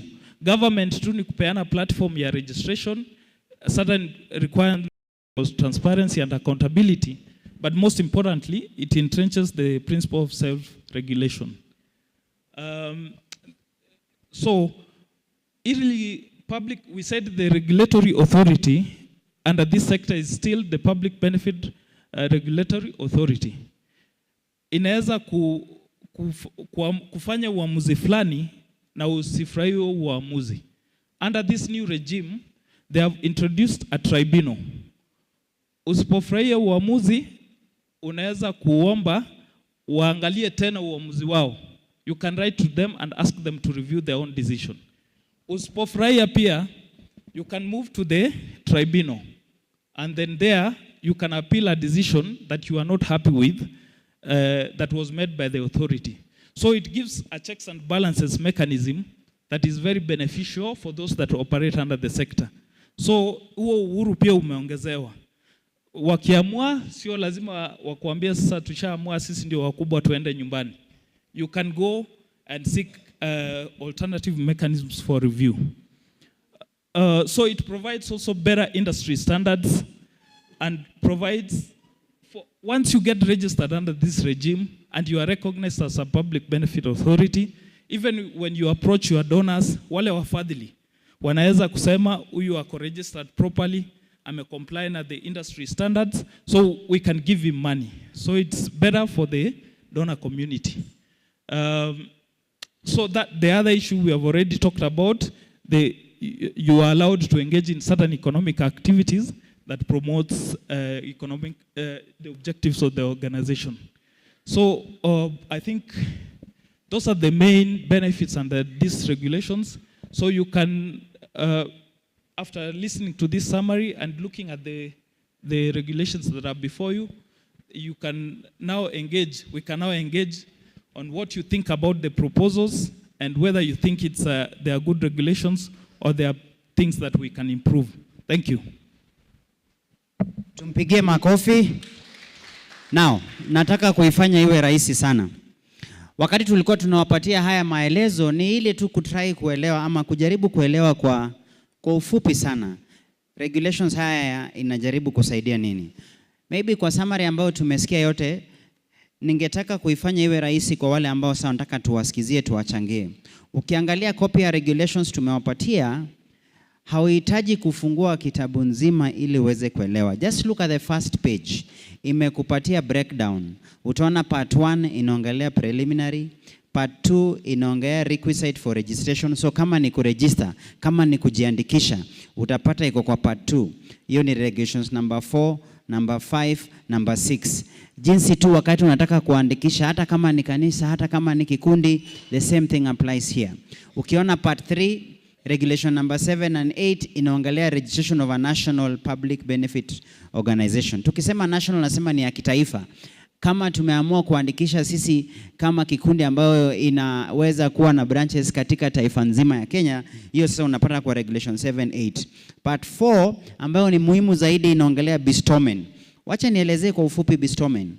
Tukiwa Meru, tukiwa Garissa, wengi wa wananchi walikuwa wanatuuliza, sisi tayari tuko na vikundi. Mimi niko na kanisa, mimi niko na msikiti, tuko na kikundi yetu, tumeshikana na tunasaidia jamii. Kama ni maneno ya afya, akina mama, watoto, what happens? Am I eligible to be under this? Sasa unapata regulation number 9, number 10 ndo inasaidia, inasema kama we ni kikundi tayari ushajiandikisha, labda we ni NGO vile unajiita, bestowment ni nini ambayo itahitajika ndo uweze kutambuliwa kama public benefit organization. Hiko hapa number 9, number 10. Ukiangalia number 11 ni registration of international public benefit organization. Hiyo haswa haitusumbui sana, lakini inafaa kwa wakati unapata mfadhili. Mfadhili anaweza kuja kwa njia mbili. Kama uko na kikundi na uko na connection katika nchi zingine, alafu mfadhili akakuja akasema anataka kuanzisha public benefit organization na wewe, ama anataka tu kuweka pesa zake kusaidia zile vikundi au vile vikundi ambavyo vinaendelea. So ni mara mbili. Utapata kama yeye binafsi anataka kuja kutekeleza hayo kazi, lazima ajiandikishe. Lakini kama ni pesa peke yake analeta, if you already a registered church na mmeamua kusema tunataka tufanye charity organization, tunataka tufungue shule ya mayatima, wale ambao ni total orphans, tunataka tufungue shule. Sisi kama kanisa fulani tumefungua wing yetu ya charity organization ina deal na mayatima, na tumeweza kupata mfadhili. So mfadhili akisema yeye tu anakuja kuwekelea pesa, si lazima ajiandikishe. Yeye tu anapewa permit of exemption ya kumtambulisha kwamba yeye hajakuja kutekeleza, amekuja kusupport. Lakini akikuja binafsi aseme yeye ndiye anafungua shule na yeye ndiye anasimamia management, ni tofauti. Ndio maana utapata hapa tunasema international registration of an international public benefit organization. Yale mengine ni ambao yamesemwa hapa, nilikuwa tunataka kuwaonyesha, ndio mkianza kutoa maoni mnajua pahali unaweza kuyapata.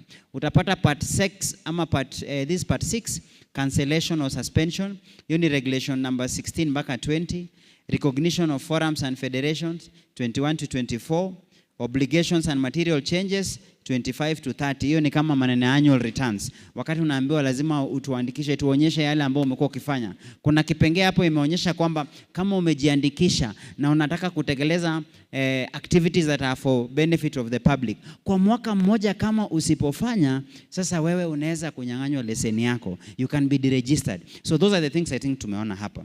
Kwa hayo mengi na machache, nataka sasa kuwakaribisha yule yoyote ambaye ako na swali, yule yoyote ambaye ako na maoni kulingana na sheria hii ambayo tumeona hapa, jambo lolote ambayo inahusiana na regulatory authority, tafadhali tunaweza uliza, utaletewa microphone na ukisimama unasema jina lako, county unatoka, kama unasimamia kikundi ama uko na organization unasema, na tunaweza kunukuu. Tuko na rapporteurs wetu wanaandika, nitakuwa nikizunguka nikisaidia wakati unauliza swali ama uko na maoni. So sisi wote tunakaribishwa. Tujipigie makofi kwanza kwa sababu ya kuwa watulivu. Aya, karibuni sasa tuko. The session is now open. We start with the first session here. Unainua mkono tunafika. Your name, county, organization. Yeah, good morning. My name is Degwa Victor Karanja from Murang'a County, representing Kenyan Youth Forum. My question is, given that 70% of Kenya population is under 35, the youth, Why does the draft fail to include mandatory representation of the youth, persons with disability, indigenous communities, and other marginalized voices in its regulatory structure, yet it claimed to be inclusive? Thank you. Thank you very much. I hope the authority please record. I'm not seeing Lyndon. Lyndon is always my wingman kwa maswali. So please write down the questions for him and then contact Lyndon to be within reach. We are taking 5 questions, we answer them. Mercy, in the meantime, you'll answer from the first one. Next question. Thank you very much, Madam Director.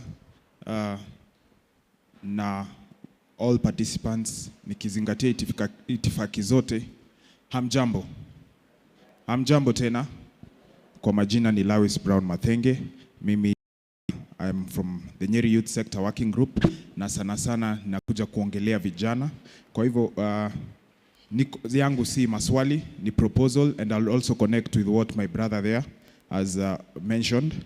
One, I would like to, in strengthening grassroots engagement and representation. It talks of national values, principles of governance, and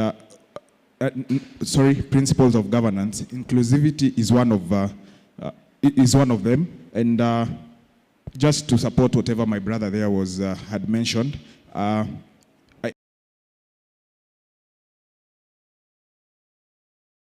% representation of youth, women, PWDs in the local boards and advisory councils in the PBOs. That, secondly, also mainstream on civic education in the PBO work, especially, and that is to strengthen Article 35 of the Constitution, where it talks of access to information, and ensure that PBOs incorporate continuous civic education and public participation that engage capacity building in their works, so that they can empower citizens to participate in meaningful governance, and also build an informed and active citizenry. And lastly, my proposal that is also under the national values and principles, as per Article 10(2) of the Constitution, include, this is on the inclusion of transparency and accountability. I propose that the creation of a ward-level PBO coordination desk under the Sub-County Social Development Office to ensure coordination and avoid duplication of services. Thank you. Mathenge is my name. Thank you very much. And I hope our rapporteurs will capture. And then for those ones in more detail like that, we'll ask that as soon as we finish the session, we'd also want to have it in writing with the team that is here in the desk, so that we don't lose anything. Kuna mwenzetu pale. Just pick the microphone quickly. Thank you very much. I don't know why the person with the mic wants to... Wherever you are comfortable. My name is Elijah Wangari, mtoto wa single mother kutoka Mukoroini. I have a CBO by the name BEO, that is Movement for Bridging Unity and Equity. Ours is mainly to amplify the youth voices. And allow me to air my concerns in form of memorandums, Madam Director, and the team. And I'll start with this document. When you look at the Public Benefit Organization Regulation Board, there is the formation of what we are calling POBRA or something like that. PIBORA, thank you very much. And when we look at the membership of the Board of Authority, to connect with what my colleagues have said, there is the chairman appointed by the HE, the president.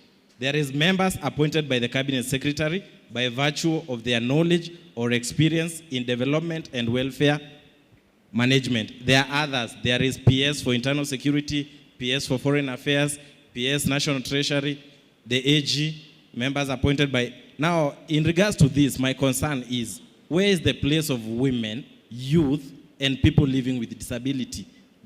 Precisely, it is excluding such an important demographic of the society. And if you check at the data, we are told by the UN that we lose over 7% of our GDP due to exclusion. Therefore, I would recommend that we include the young people, the women, or we guarantee the inclusion of the women, youth, and people living with disability.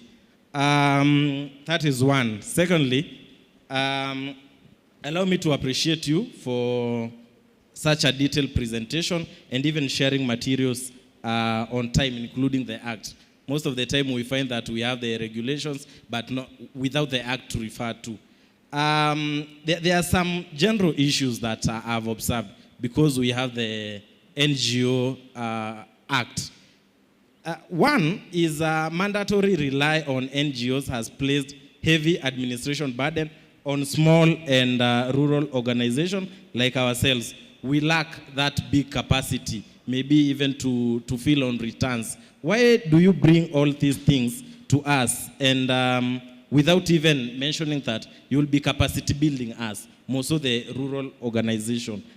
Second, there is somewhere whereby you are requiring audit reports, even from us, small organizations. And we've seen that there are things to do with cost. I don't know why you haven't presented on the same. And third, there is the risk of state overreach. We have concerns that the board might, we've not clearly seen the independence of the board in the regulations. The chairman being appointed by the HE, it means that this person will be an appointee of the president and the executive. Then, what surety do we have that this board will be independent and will not be infiltrated by the president? We've had concerns by the government, even calling out some of the organizations, their name out here for what they are doing in Kenya.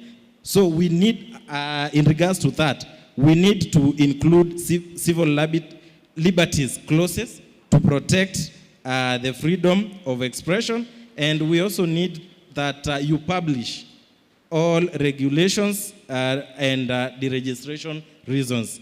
And also we have the regulations that you treat all PBOs the same.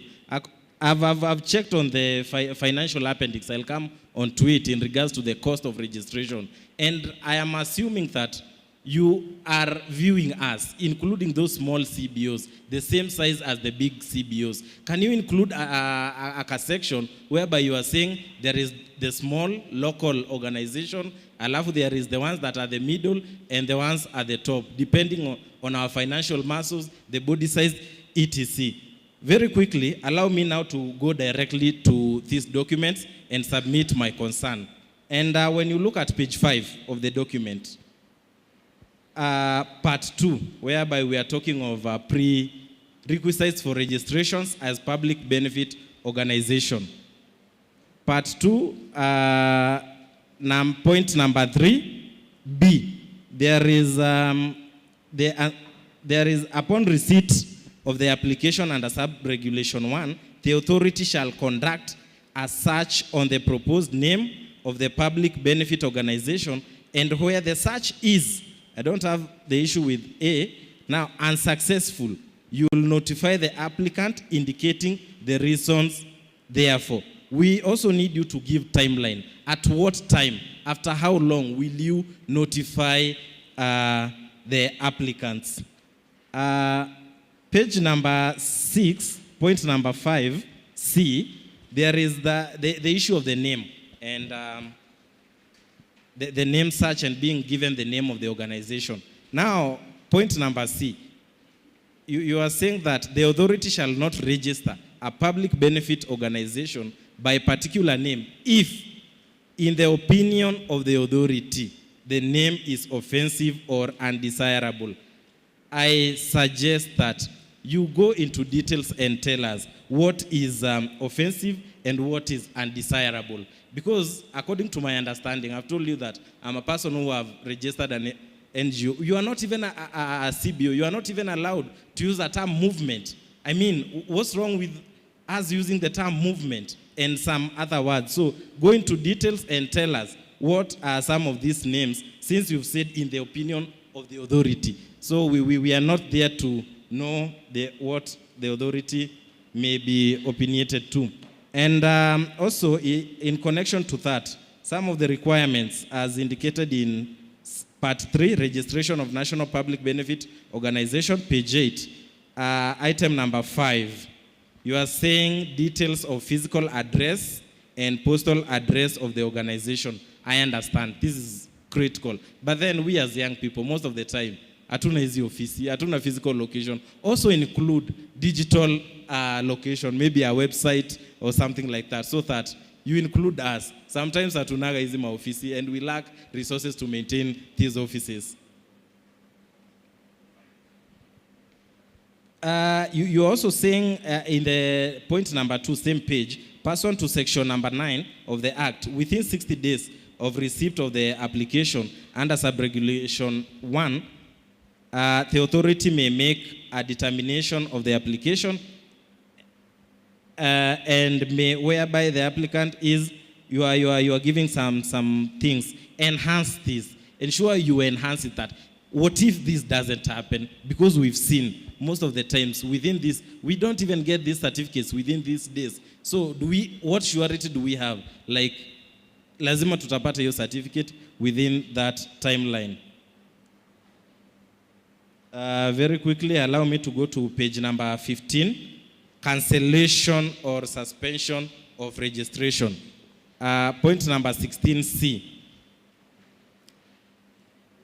You are saying that the public, that without prejudice to the generality of subregulation, 1, the authority may cancel or suspend the registration of an organization where, point E, the public benefit organization is no longer undertaking a public benefit activity. Correct. But under what circumstances? Is it that they are not conducting or undertaking public benefit activity due to lack of resources? Is it because they've shifted their objectives, or it is because they've lost track? We need to be clear on the same, because sometimes you might find that we don't have resources. So in a year's time, we might not conduct an activity. Does that mean that we are going to be deregistered or we are going to be suspended? So we need clarity in regards to that. On to page number 16. You are saying that before cancellation or suspension of a certificate of registration, the authority shall issue the organization with a notice to show cause in Form 9 and 10 set out in the first. So we want, or we suggest that other than you issuing the organization with a notice, also publish this reason so that it is out there in public. And secondly, point number B, 4B, page 16, at least once in every year and in accordance with section 15C of the Act, publish a notice in the Gazette and the website of the authority indicating the name and the reason of the public benefit organization that has struck off from the register. Not just the name and the reason. Why have they been deregistered? On to the point number 5. Notwithstanding the provisions of regulation, the name of public benefit organization that is cancelled under subregulation 1 shall be reserved for a period of 30 days. Underline 30 days. Thereafter, the name shall be available for registration. This one is being informed by your next point in page 17, point number 19, that at some time you might deregister or suspend this PBO, but then they meet these regulations. Now, if you've given that in 30 days' time their name will have gone, what if they come and amend the issues or rectify themselves? The name will have already gone. Imagine the damage. Therefore, we are suggesting that this should be an year, like shall be reserved for a period of an year. Thereafter, the name shall be available for registration, at least to give this organization time so that they can maybe align and fit into the regulations that you've said. After that, we are going to go to page number 28. Very quickly. Again, a point that I had raised, point number 32. The authority may deregister a public benefit organization where the public benefit organization, point number D, has failed to undertake a public benefit purpose for a period of 1 year. Again, indicate, is it because they've lacked resources? Is it because they've shifted their objectives or something like that? Because if it is due to lack of resources, then we don't need to be deregistered or to be penalized for the same. Page number 29, point 35, safeguarding of assets. And there is point number 3. The assets of public benefit organization that intends to voluntarily dissolve, deregister, or wound up shall be transferred to a public benefit organization certified by the authority to be in good standing. This is very important. I'm in support, and I like how the presenter enhanced on this point. But then, I'm of the opinion that we follow all this that is indicated there, but then the PBO that is being deregistered, or the PBO that is folding itself, be the ones that they are suggesting the organization that they want to transfer the resources to, so that it's not the authority that is dictating for them. But the ones that they are being transferred these resources or assets, let them meet what you've indicated here. But it be our suggestion. And lastly, on page number 32, and I don't know why the presenter never presented on this. Is it by design or what is it by? Possibly in the interest of time, yes. We were waiting for you to be the raise it. So you are the man of the moment. Proceed. Thank you, very important. On the issue of fees, when I look at the application for name search and reservation for a proposed name for a public benefit organization, it is 2,000. Manze, hii imeongezewa. It used to be 1050. Actually hata saa hii, the name search. And even when you look at the application for extension of proposed name for a public benefit organization, so tafadhali mutuangalie hapo. On that one, wache ibaki vile iko saa hii. We don't need an increase. And in the same regards, I had said that you are viewing us as same. Point number 9, filing of annual returns for a registered public benefit organization. Again, there is a cost there. So sisi wakulima wadogo, sisi local organizations, hapo kidogo tunakandamizwa. Na hata hizi nini zingine, the cost, application for registration as a national public benefit organization, 20,000. Mkituitisha 20,000 sisi vijana mnamaanisha tusikuwe na organizations hapa. So tafadhali look into that. Kuwa na wale wakulima wadogo, wakulima wa katikati na wakulima wengine. I thank you even for having somebody, an interpreter. That means you've considered PWD in this important activity. I thank you. Can you pigie makofi? I have attended very many public participation, but getting comprehensive proposals kama hiyo, tupigie makofi tena tafadhali. I just want to address two things because maswali, I'll be taking 2 more questions, maswali mawili, alafu watu wetu wa Pibora wakuje wajibu. Kabla aenda, I just wanted to address 2 questions. I think I'll give you and yourself, so just be ready. Watu microphone, so huyo na mwenzetu hapa. I wanted to address just 2 concerns that are easy to demystify. Nataka kuanza na ya kwanza. Nataka kufanya tuelewe regulator ni nani. The word regulator ni yule ambaye ana supervise ama ana oversight. It is the preserve of government to do regulations and oversight. So regulator is not under control of government. Regulator is government. That is why, for example, I'll give you for example, wacha tutumie Communication Authority of Kenya. Wao ndio wanahusika na registration. Safaricom, Airtel, wote ndio wapate license, lazima waende kwa Communication Authority of Kenya. Kwa nini? Huyo ndio regulator. Kama leo unataka kufungua sacco, kama unataka kufungua microfinance, kama unataka kufungua bank, lazima uende kwa Central Bank of Kenya. Kwa nini? Huyo ni regulator. If you want, for example, mimi kama wakili, if I want to register my practice, I go to the Law Society of Kenya, who has to register me and make me accountable. But before that, I have to be admitted to the bar. Admission to the bar ni the judiciary. Huyo ndiye ana Chief Justice ndiye ana idhinisha na kusema sasa wewe umequalify kama wakili. That is a form of regulation. So I want us to see regulator tofauti. Regulator haimaanishi serikali amekuja kuingilia, hapana. They are only creating an avenue where you can register, where we can oversight, na kama ni kusaidika tutasaidika aje. So I wanted first to demystify that. So ukiona watu wa Public Benefit Regulatory Authority PBORA, kitambo na Lindo na Masi, wakati mtakuwa mnajibu maswali, please give our audience an history. What were we before? Ulikuwa unasikia NGO board. Sasa saizi wakiitwa Public Benefit Organization Regulatory Authority, it has been a transition. They will give you that history of the transition. Lastly, kuna jambo ambalo wakati tulikuwa tunazungumzia hapa. Kwa nini tumesema mnaweza kujiregister na lazima muwe na katiba yenu?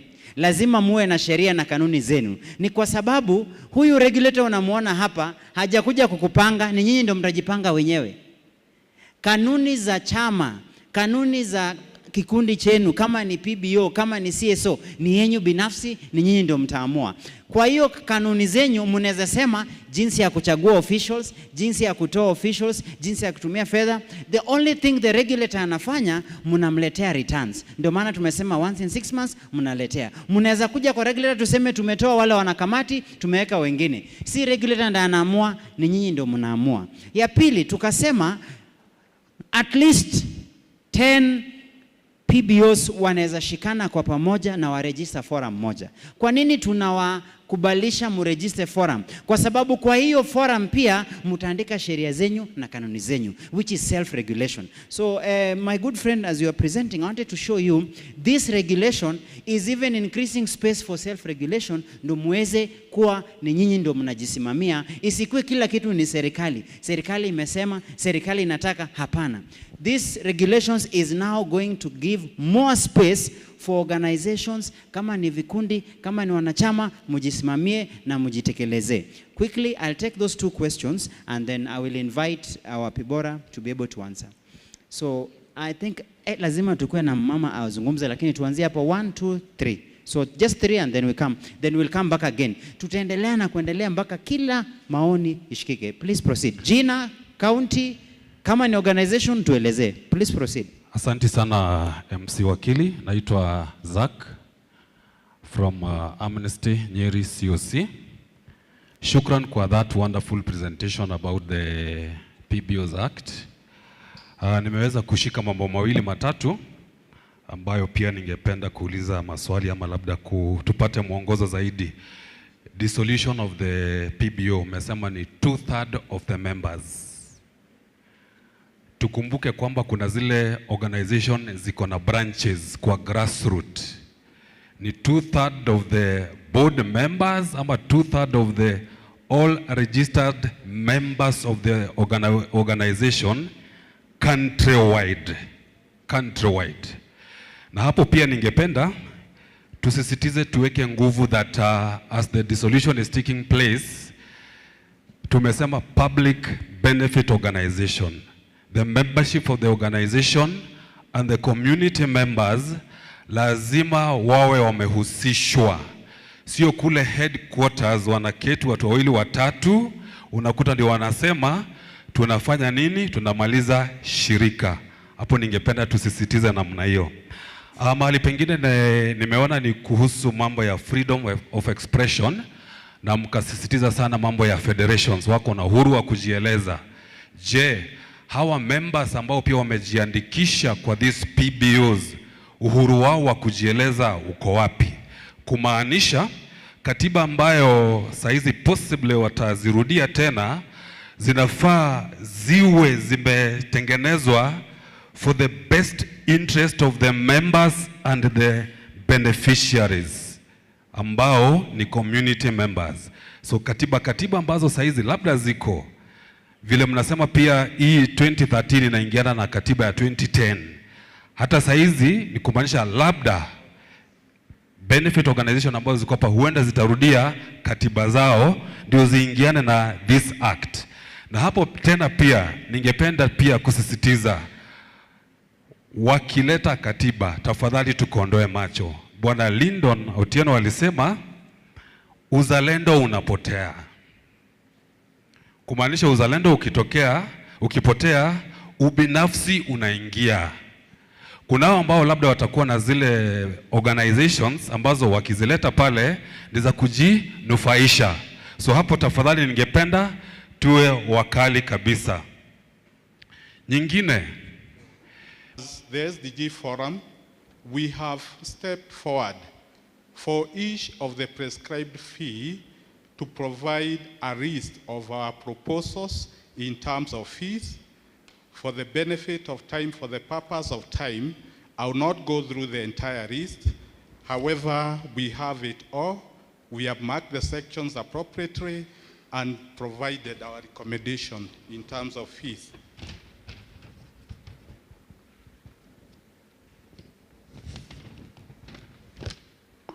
Our other area of concern is Part 1, Section 2, interpretation of the PBO Act. And we propose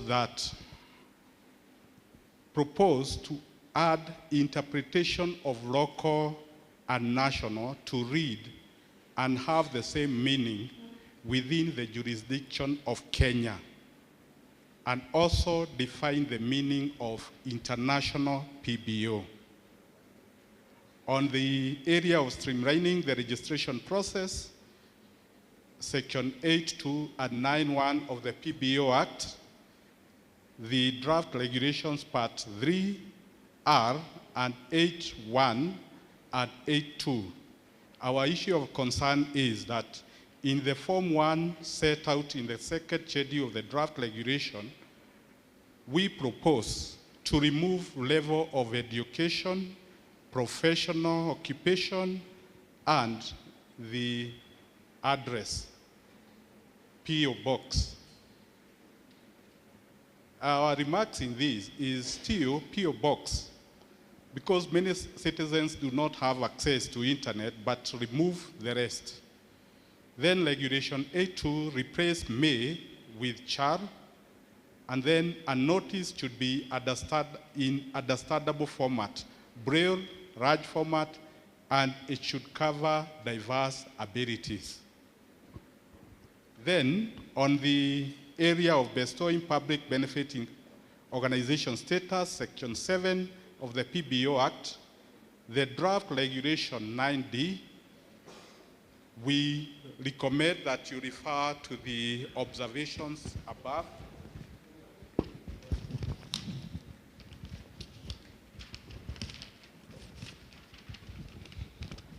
Thank you. Allow me to continue.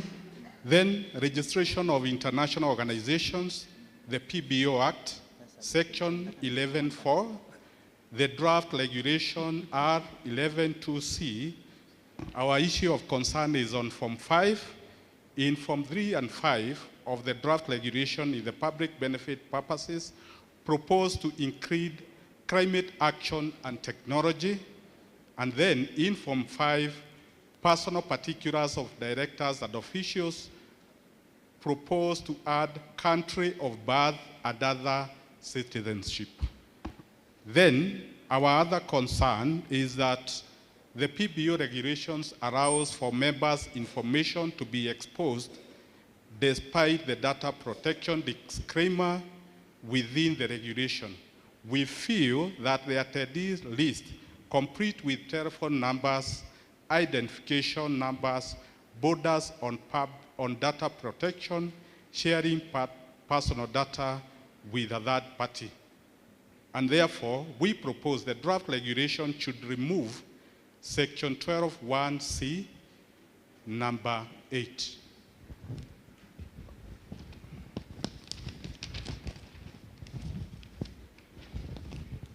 Then we have a concern on Part 6, cancellation or suspension of registration, Section 18, Paragraph 3 of the PBO Act, draft regulation 16, Paragraph 1. Our issue of concern is lack of clear upper time bound for period given for the PBO.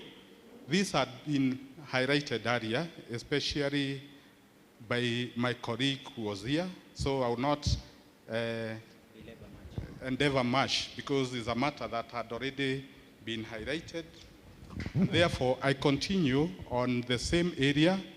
Draft Regulation 16.1, the Act, use of terms certificate of registration and permit of registration. Then we propose adding the word permit of registration in the draft regulation because the two have got two distinct meaning. Then on section 19.2, part 9, dissolution and registration of public interest organization, Form 20 referred for voluntary dissolution is not the reference form 20 provided. Please note that. And our concern here is that the misarrangement in the reference form 20 should be amended to speak to section 61 of the Act and Regulation 31. And the proposed amendment is part 9, dissolution and registration of public interest organization, draft regulations 13.2.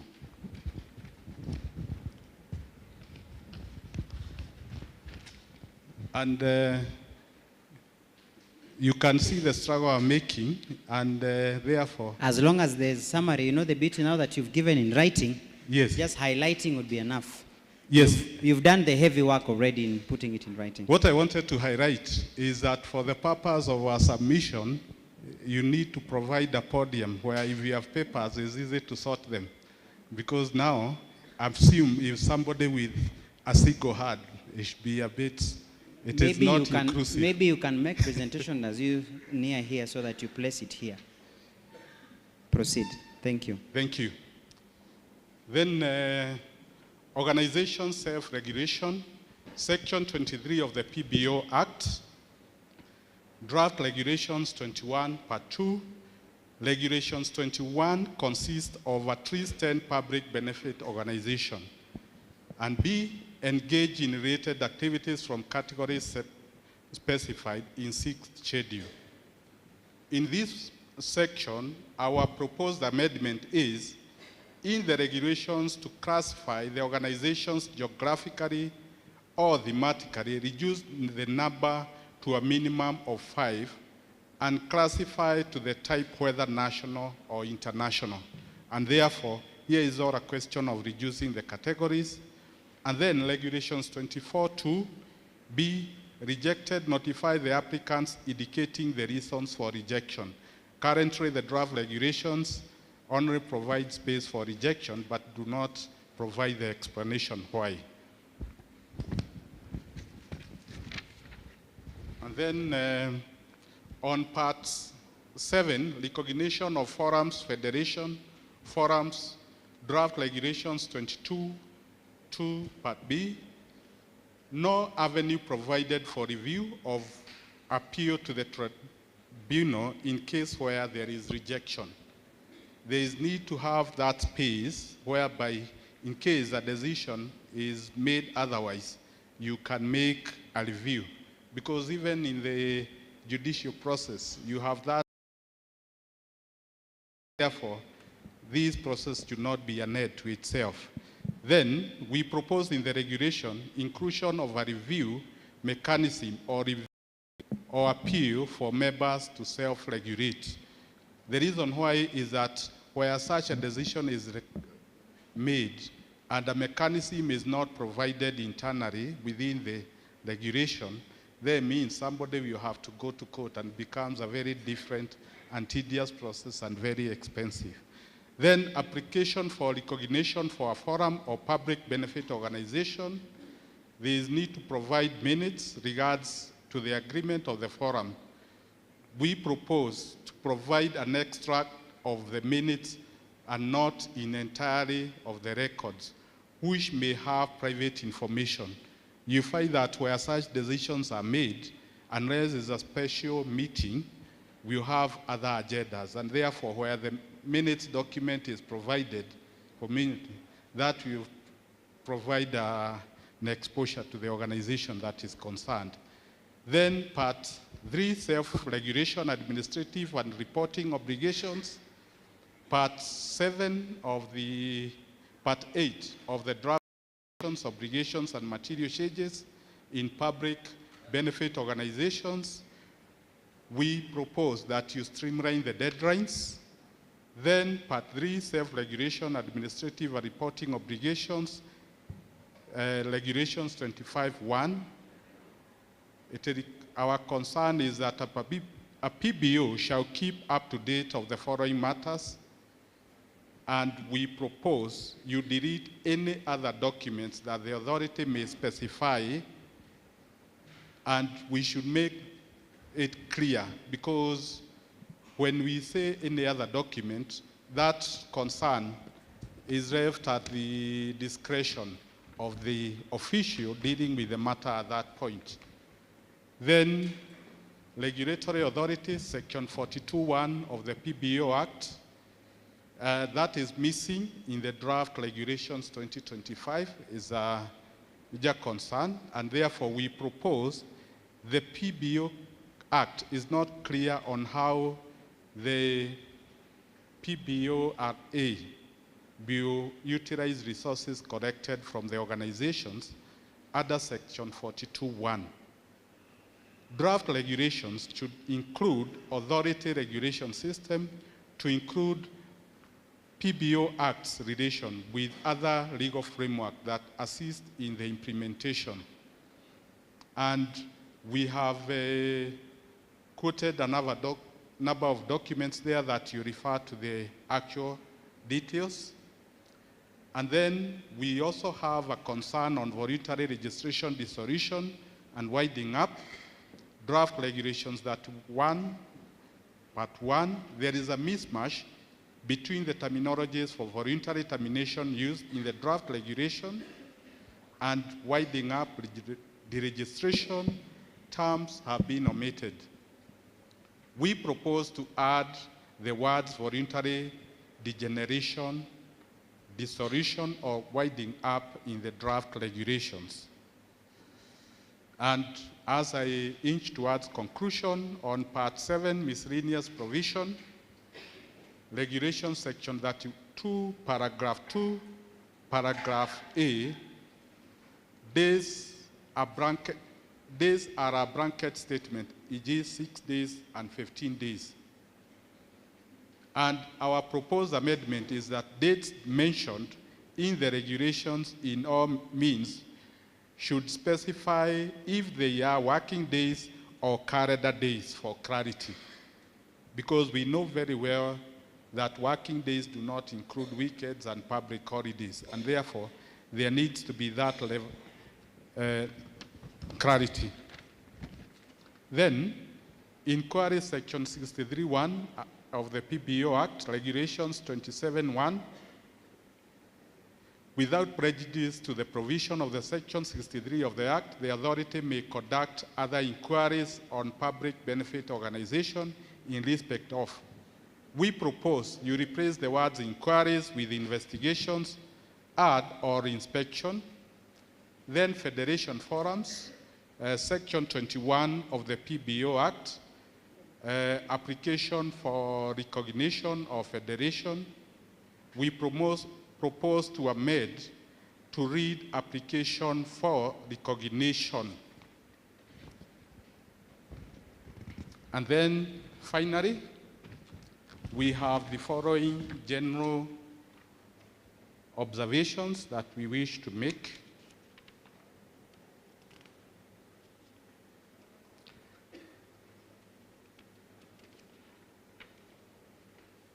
Sorry, I was about to miss something very important.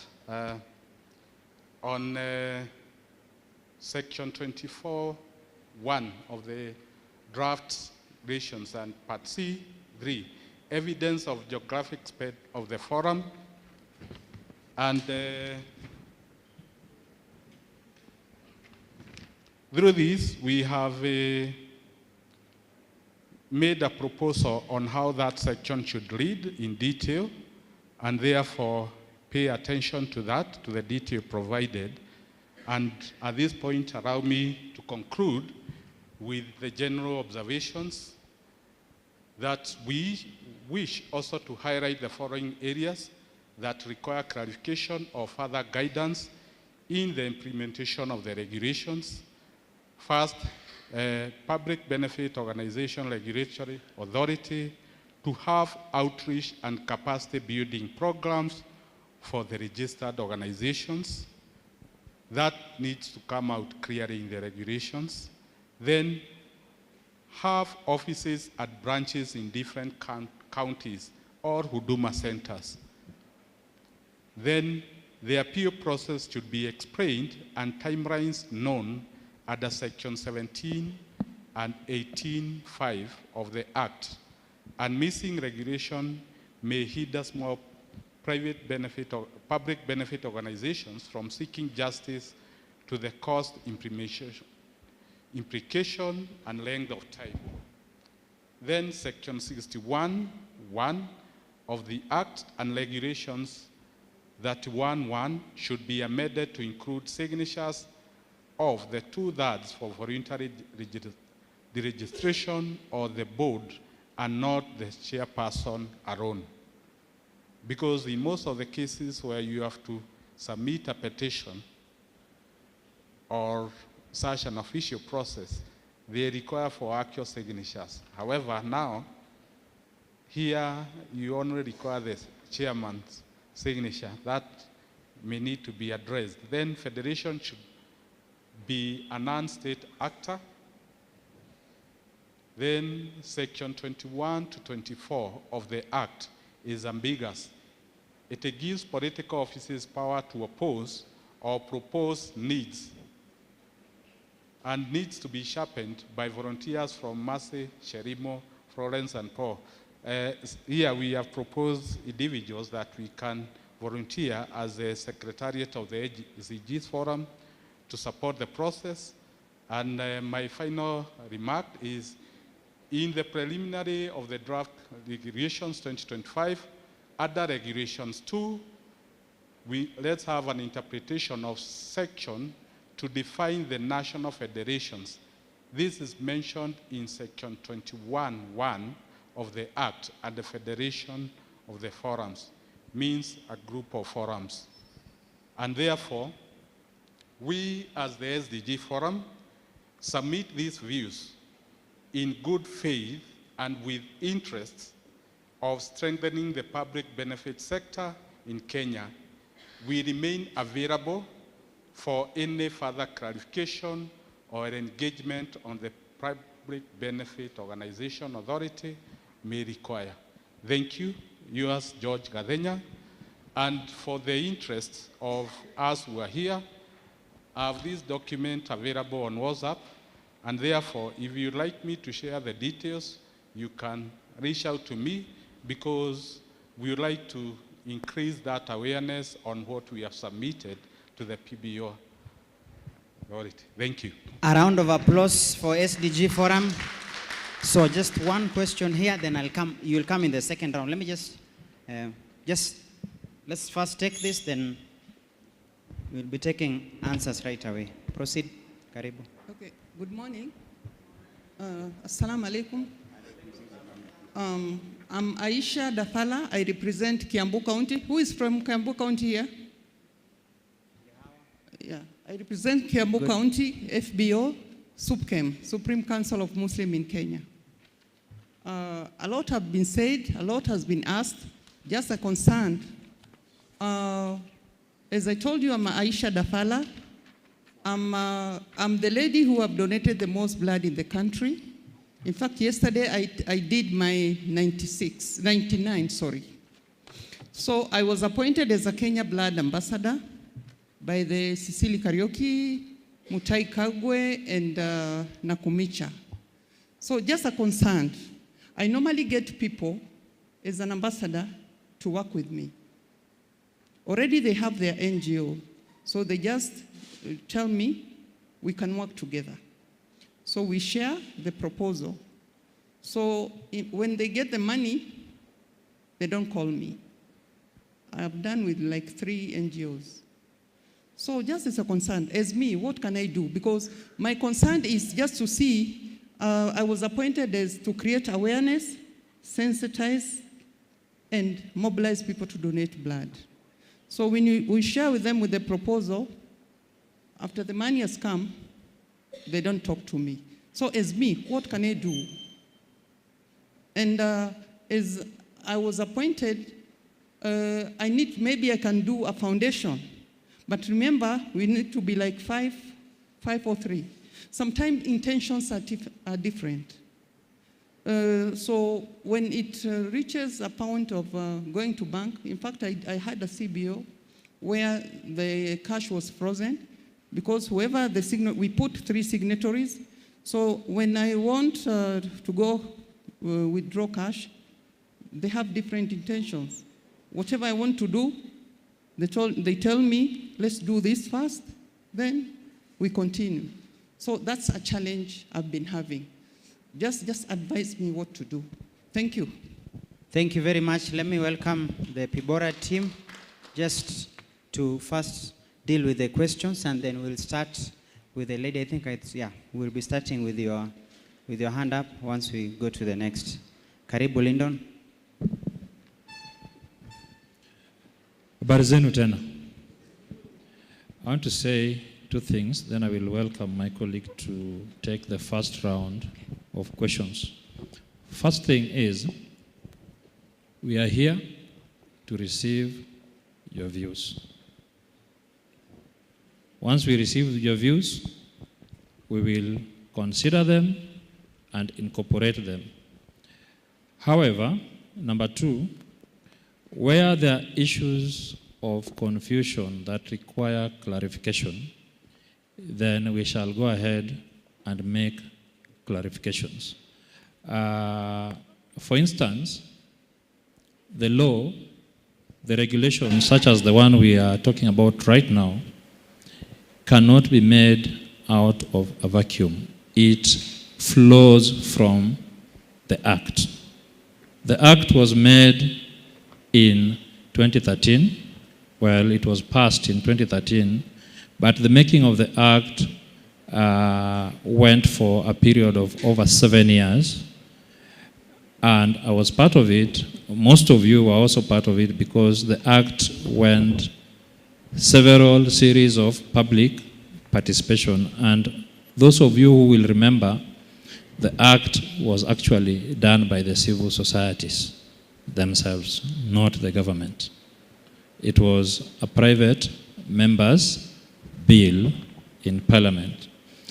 Now that the government has operationalized that Act, 11 years later, we are trying to make regulations, and those regulations must come from the provisions of the Act. We cannot bring in something that is not within the Act already. So as we contribute, let us also focus on what is within or contained in the Act.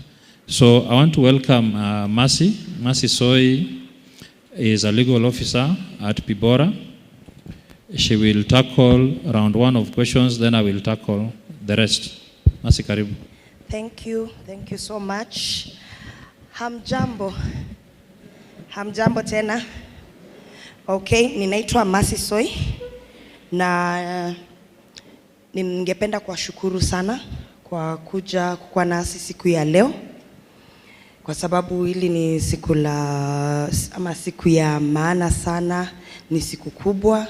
So I want to say thank you very much for finding time to come and share your views, and also finding time to look at the draft regulations. So I agree with everything that Lyndon has said, and I will go straight and start answering the questions that have been asked. We have divided ourselves, so I'll take the first part of the questions, and then I will invite Lyndon to come in and proceed with the other questions, and thereafter we will have Joshua. So there was the first question, and this one is about the representation, mandatory representation and inclusion of youth, marginalized communities, minorities, and PWDs.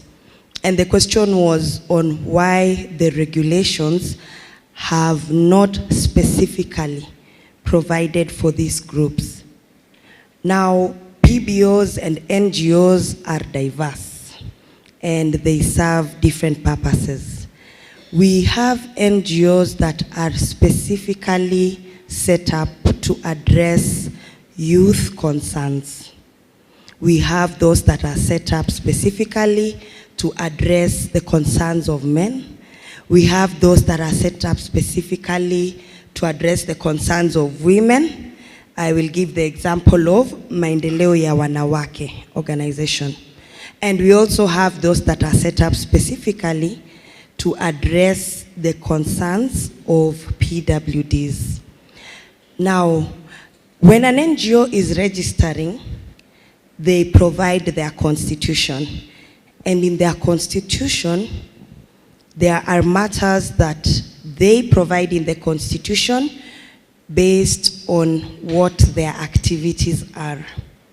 So for organizations like the ones I have given an example, and I would still go with the example of Maendeleo ya Wanawake, we also have Maendeleo ya Wanaume that is registered with us. If we then invoke this provision on these organizations and then require them to actually then include women, for example, and yet it is a men-based organization, then as the authority, we will not be doing much to facilitate the public benefit activity of this organization. So, the constitutions of each organization provide for these matters. And yes, you can provide for the same in your constitution, and there will be no issue with that particular provision. Secondly, I want to also respond to the issue of the name search, and we take 1 day to give feedback on whether the name has been approved or not. So the question was on the timelines. We take 1 day. Inachukua tu siku moja ili upate majibu kama jina ambayo mulikuwa mnataka kutumia inakubalika ama imekataliwa. Additional to that was on the reason for refusal to approve a name. And the presenter particularly made reference to if the name is offensive and undesirable. Now, in the process of name reservation, we have a checklist which then guides on whether the name should be issued or not, and there are very many reasons that lead to us rejecting the use of a name. A name would be considered offensive and undesirable if, for example, the name itself propagates violence, it propagates discrimination. Those are just examples, but the reasons could really be many on what is considered as undesirable. So there are also other reasons why your name will not be approved. Of course, if there is a similar name, hautapewa hiyo jina. Kama mnatumia jina ya mtu binafsi, basi lazima tukue na kitambulisho ya huyo mtu binafsi na barua ya kuthibitisha ya kwamba amepeana ruhusa jina lake litumiwe. La sivyo, hatutakubali hiyo jina itumike. Mnanipata hapo? Okay. Alafu ingine ni kama if you are using abbreviations. Tuseme sasa nimekuja, nataka kuregister NGO inaitwa ACT. Na hii ACT ni abbreviation. Ama niseme nataka kuiita PWAC. Lazima utueleze maana ya hiyo jina. Hatutaruhusu jina ichukuliwe kama hatujajua inamaanisha nini. Kama mnatumia sasa jina, tuseme sasa ni kwa lugha ya nyumbani, lazima pia mtueleze inamaanisha nini. Jina zote ambazo tunaruhusu ipeanwe, lazima tujue maana yake ni gani. Ili moving forward, hata ukienda huko nje kwa public, nao pia wanajua Hii jina maana yake ni hii na hii. The other question again was on including the email and website in the requirements. This did not go into the regulations. It is definitely a requirement when you are filling in the forms. You will give your email and website. However, the issue of the physical address, it must be there. Let's remember the mandates of the authority. And amongst them, we are supposed to know what you do and where you are. Kama hauna physical address, tutakutambua aje? We also do monitoring and evaluation on the NGOs that are there. Kama hauna physical address, how will we find you? If we want to come and sensitize you, we must know where you are. It does not mean you must rent an office, for example. We have many NGOs whose physical addresses are also their residential addresses. Kisa na maana, when we are coming out to do our monitoring and evaluation, and we say we are coming to Nyeri, we have looked at our records and we know these are the number of NGOs in Nyeri, these are their addresses. Sasa hata tunaweza kuja baada tumewapea notice kusema next week or the other week we'll be in Nyeri, this is what we will be doing, we will be visiting the NGOs. Si lazima tujue pali huko. Lazima tutajua pali huko. So it is not a punitive provision, but it is a provision to enable you as the sector and to also enable us as the regulator to do our M&E, to identify you, to identify your needs, to identify also the challenges that you have and how we can improve on them.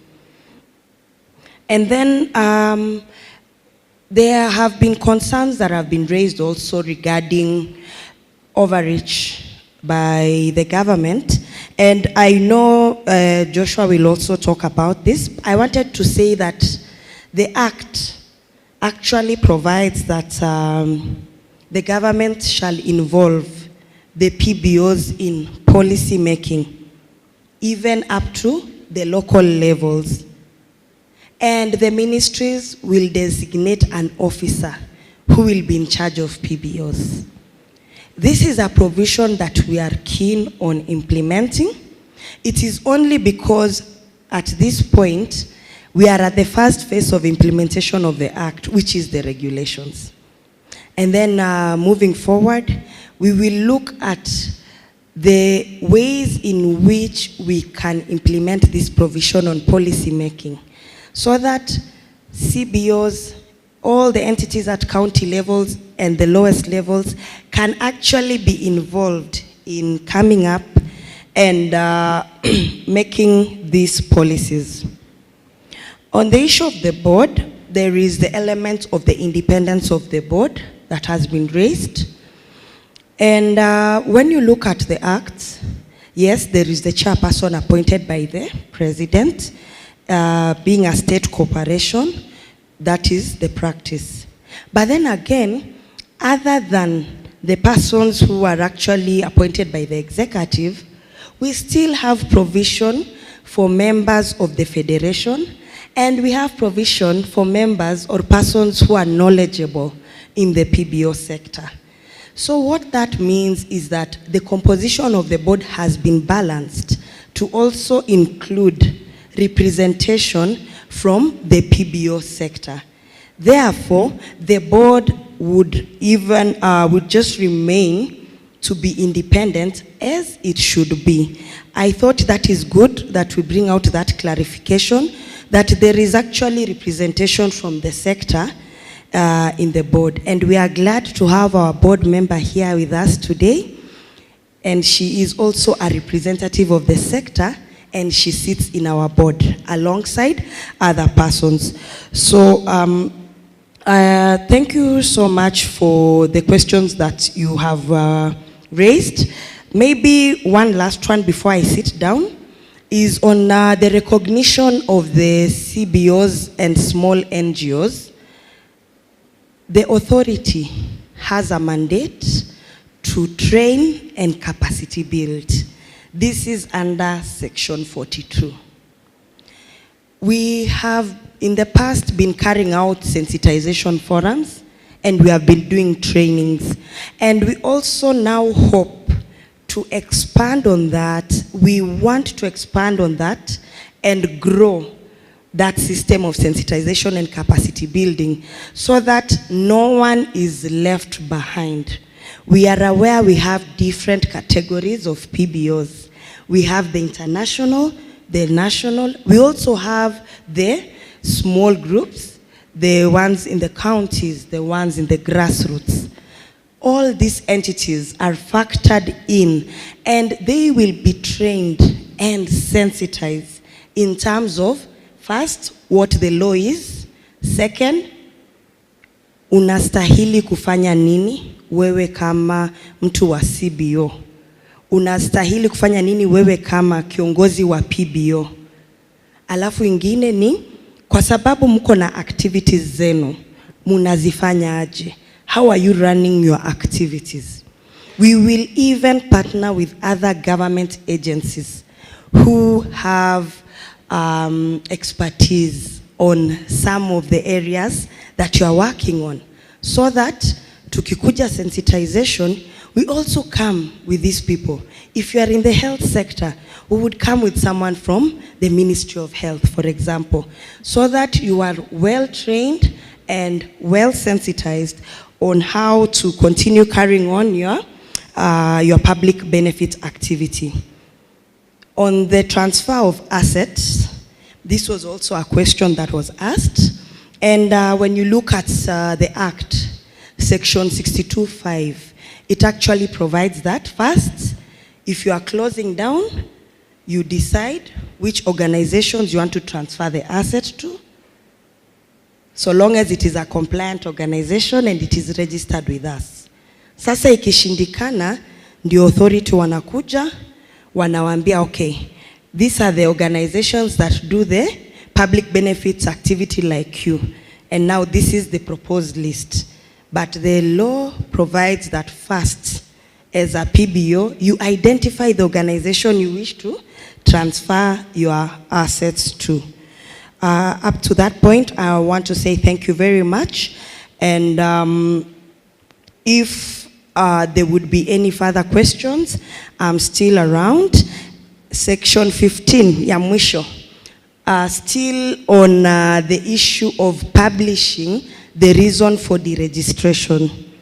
Section 15 of the Act requires us to put out a list and publish PBOs which are registered. It also requires that we publish PBOs that are deregistered. Lakini sheria haituruhusu. Under Section 15, haituruhusu tuseme ni kwa nini tumekufungia. Hiyo nayo tutaandika notice na tunakupea as per the law. But if we go out and then we publish the reason for deregistering, if the Act does not allow us to do that, then we cannot go ahead and do that. Ni sawa? Asante sana, nimeshukuru. Thank you for that. I think there was a lady here. There was the first lady who was to deal with that. Let me just clarify further on that here. Just speak the microphone as I expound on that. Amesema kwamba kulikuwa na wazo ulikuwa umeuliza kwamba wakati wana publish majina ya vikundi ambavyo imetolewa kwa list ama wamekuwa deregistered, they should give reasons. Now, your concern was how can the members be aware? And she said very well. Wakati unapewa notice, unapewa pia na sababu. Number 2, in the same regulations, tumepeana nafasi ya ku-appeal. Unaweza ku-appeal to the regulator kwa nini wamekudiregister. And the regulator has a responsibility to respond. And that is not the end. There was another concern here that was talking about, if I appeal to the regulator, je, kuna sababu pia naweza enda kotini ama kwingine. I need to bring to your attention, there is also a tribunal meant to also deal with complaints. If you appeal to the regulator na ukasikia kwamba hujasikizwa na unataka tena kwenda forum nyingine, you are allowed to go to the tribunal. The tribunal can hear your concerns. Na baada ya tribunal, bado tena unaweza enda katika kotini. So all those avenues are available. So let's take the next round of comments and concerns. Please proceed. Okay, we have a memorandum. Can we present it first? Yes, please come. Kwanza memorandum tunapenda hiyo. Na ukikuja, once you present your memorandum, you don't have to read all of them because they're already in writing. So proceed. Lyndon, let's do the honors again. Ni baraka leo tunapata Nyeri. Na tunapiga makofi wakati wana present, even kama umekuja na other members of organization. Aya, tupigia makofi.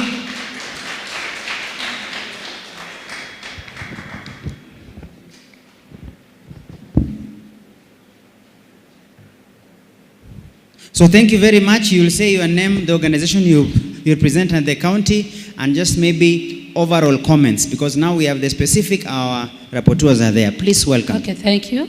Good afternoon. My name is Nyeri Mwangi, representing Coalition for Peace and Gender Champions, an organization registered under the PBO, now transition to the PBO Act. So one, I want to raise, the reason we are here is at least we can give them the lived realities of grassroots organizations. Because I can assure you as an organization, we do not have an office in Nairobi, and working within Nyeri and Mount Kenya region is our core for now. So number one, we request for clarify the narrow distinction in registration and deregistration. So number one, the part of national interest, we request that it is replaced by constitutional interest. I don't think there is anything that is more supreme rather than the Constitution of Kenya. Is there? Kuna kitu kubwa sana kuliko katiba ya Kenya? Hakuna. It is our supreme document, and so the request for having national interest to be replaced by constitutional interest would be important. This is why I'm saying this. For example, one day we get somewhere in Kenya and we come to realize that maybe the faith interest is more, and a certain faith is more, can I say, more unpopular than the other. When the unpopular faith goes to register the organization, and the popular faith, for example, governs the country, then whatever they call national interest turns out to be faith interest. Are we together? The other one is ensure effective oversight over the disputes tribunal. The recommendation is mandate a functioning tribunal with regional branches. As an organization, all the time we have to keep referring to Nairobi because it is our closest office when we sit here in Nyeri, and I think within the Mount Kenya region. So it would be important that we have the regional branches with budget allocations and timelines of hearing the appeals. Allow NGOs to appeal tribunal decisions to the High Court. The other thing is regulations must be published immediately within public inputs. The recommendation is to gazette the regulations within 3 months and conduct county-level consultative forums. Number 4, proportional governance requirements for grassroots organizations. At least, let's have 1/3 of Kenyan directors because significantly, this burdens small technical-driven community groups. I'm trying to go through maybe what would be. The other one is mandate civic space protection in regulations. As a coalition, we want that the act could be used to stifle critical civil societies, and so the recommendation is embed principles of freedom of association and expression in the regulations to include a rights chapter for PBOs with protections against arbitrarily targeting and introduce penalties for misuse of authority by officials.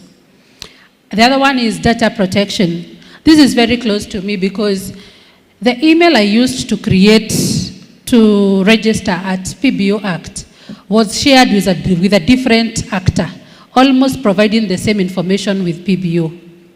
So I and my officials were the only people who have access to that email address. However, we've been getting email addresses telling us more about, I don't know, something close to what PBO is doing, and we don't know who leaked the information to them. It is most likely your secretariat. And so our request here is data protection and privacy, because we are the only 5 people who have access to that email address, and know what it was, and it was the email address that was sent to us when we were to collect the certificate. So it is in the custody of the Secretariat. So all of a sudden, after 6 months, we began receiving information on, you need to register this, you need to register this. Confirming with the Nairobi office, there was nothing like that from your Secretariat. However, up to today and yesterday, we continue receiving emails that would say they're spam. And so we request that the PBO Act specifically safeguards our data. I want to remind you that most of the data that concerns matters of data governance lies within civil society organizations. And so it would be important, and my special request, that data protection and privacy is prioritized. The other one is localization for effective service and delivery. It is our request that you have a focal point person in every Huduma center.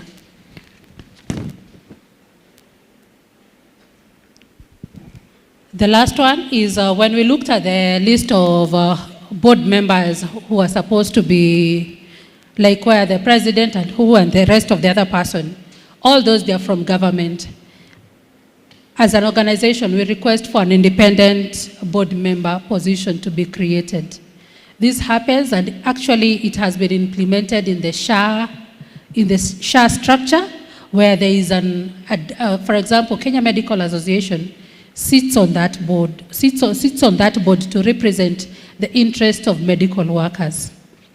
The other one is during the name search, kindly let there be a clause where organizations are requested to declare whether they have websites and social media platforms.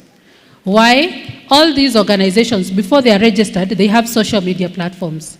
And by the time you are going to register, when you key in the name, it might appear to be a real name and a real organization that is registered operating online. However, the request to have a name search that includes website and social media platforms, but having a declaration part where the officials wanting to register the organization is requested to declare whether they exist online, for them not to be denied registration. The other thing is that most of the time I've found that trainings by the NGO board, now PBO, have been those ones that are paid for. I'm looking forward to the day when we're going to be convened as grassroots organizations to be trained by you. I don't mind paying something little, but whatever has been charged, I don't think it's little. I don't think these members here are able to afford. So I'm looking really forward for engagement on trainings that are quite affordable to these members. The last one is a request. Mine is on service delivery. For the years that I've had the organization, there is no one time I've received good service delivery from the Secretariat. I'm saying this from the bottom of my heart. I am saying this because I would challenge you today. Can you call the number on your website and see whether it's going through? Any Gen Z here? Kuna mtu akona simu Levis? Chukua simu yako upige hii namba. 020 26 62 604. Call for me. That number is what is in the website, and I want, it's not the one.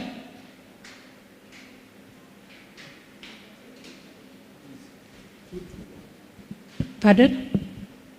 Our number is 221-4044 or 221-4887. Okay, so this one is on the website. It says it's for the Kisumu branch. So when we called, I derived it from the website yesterday because I really wanted to know whether the public participation is really happening or it's not going to happen. So when you dial the number, it says it is NGO Board Kisumu branch. So on the same, my reasons for making a journey from Nyeri to there is that calling that number several times even has not been effective. There was a time I used to call, nobody picks. I challenged the Secretariat, can we get better service delivery, even as you prepare to devolve the PBO secretariat into the counties. So that is it, and thank you very much. Thank you very much. We'll take those are 3 hands I've seen. So 1, 2, 3. Then Lyndon will be able to answer some of the questions that had been raised quickly.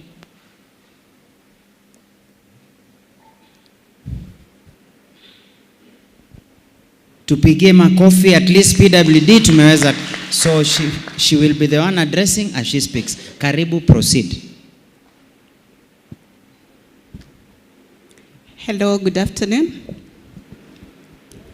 Thank you for the representative from the offices. We are so grateful today.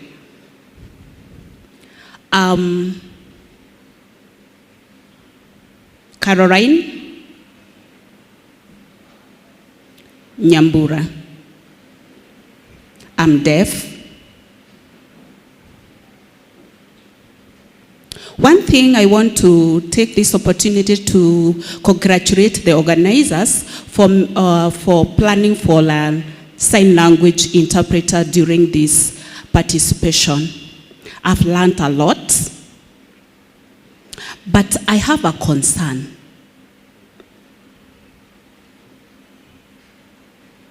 Because we don't get equal opportunities and get equal information like the hearing or any other person. So we get the information a bit late. So for me, I don't have a lot that I can contribute on the PBOs. As a deaf consumer, we don't have that equal access. We always get it the last minute. We'd like to be informed like any other person.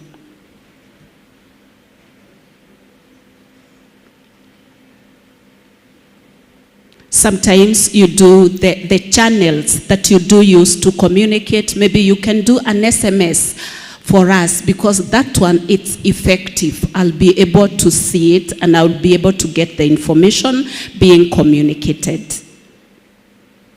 The second point I have, because of the communication barrier, maybe we'll visit some of these offices, maybe the secretariats, and sometimes we are requested to come with our interpreters. For example, you can see the interpreters that we are offering the services today. Maybe they are here and I need some services. I can't keep on waiting.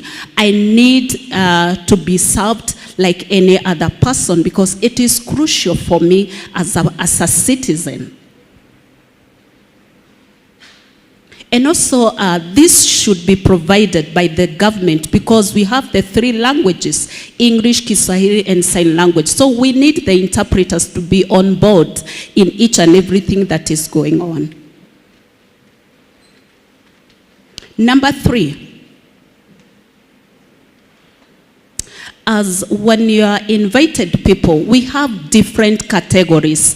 We normally put them together, like for example, I don't know how many people with disabilities we do have in this forum, like the blind, deaf, the physically. We have different categories. We have those who have autism. We have to be inclusive. When we talk about inclusivity, let us include each and every one.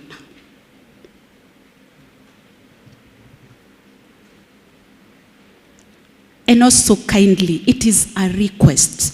The channel that you do use to pass the information, consider everyone.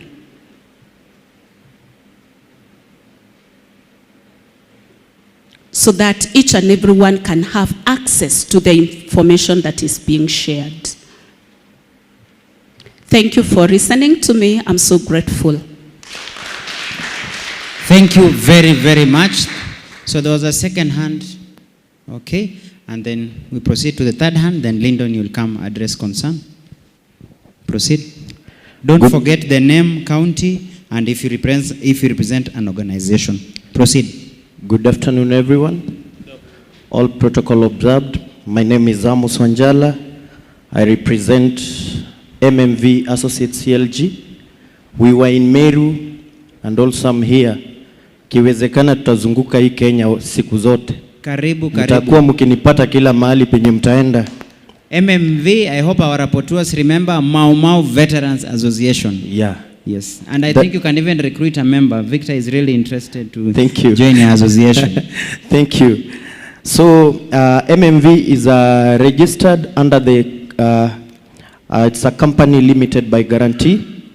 It's an association of many members. We have got around 185,000 members across the country and in all counties. So we have members in Nyeri. I think all my members can just stand up and wave. We have Let's appreciate them, clap for them. Thank you very much.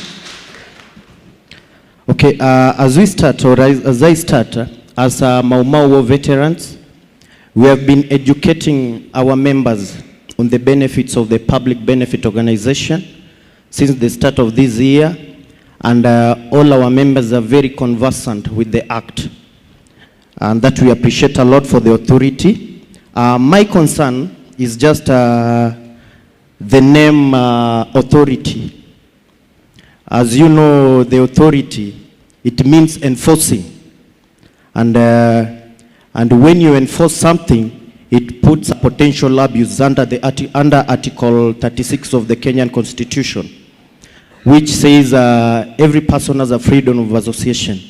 And it also contradicts the enabling, participatory, and independent nature of a civil society. And it also, the name authority in a public benefit organization, it creates the image of policing and the bureaucracy, rather than facilitation and collaboration. So on my suggestion, or on our suggestion, at least unajua ukiweka kitu kama authority, kama Kenya Revenue Authority, unajua hawa ni watu wakikujia, wakujangi na uzuri.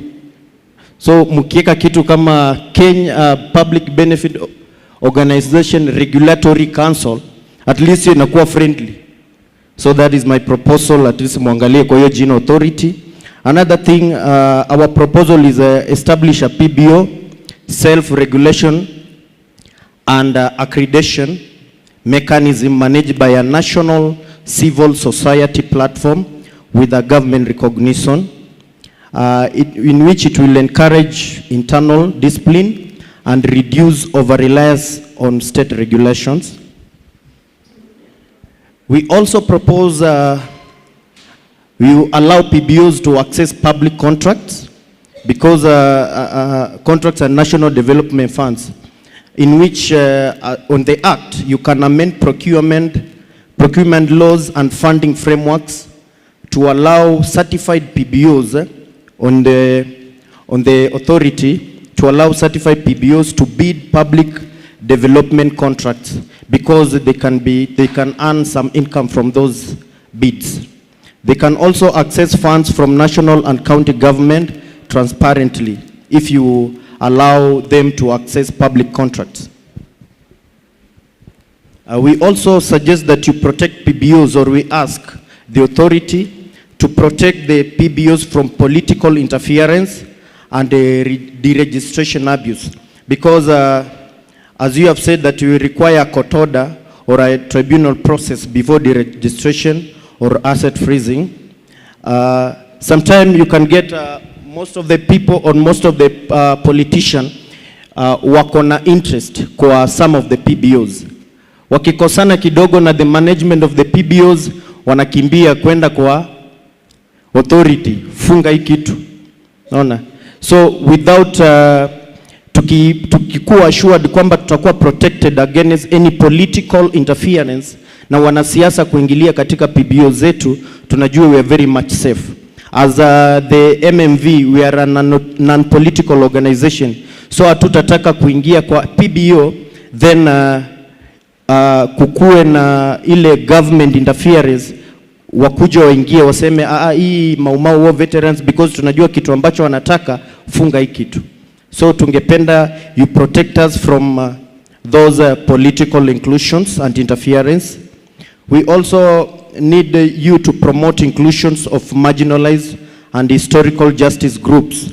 You can create PBOs based on historical justice, land reforms, youth, women and indigenous rights, so that tukikuja kuform kama sisi the Mau Mau War Veterans Association, tukikuja kuregister kama Mau Mau War Veterans, tunajua sisi tuko under historical justices.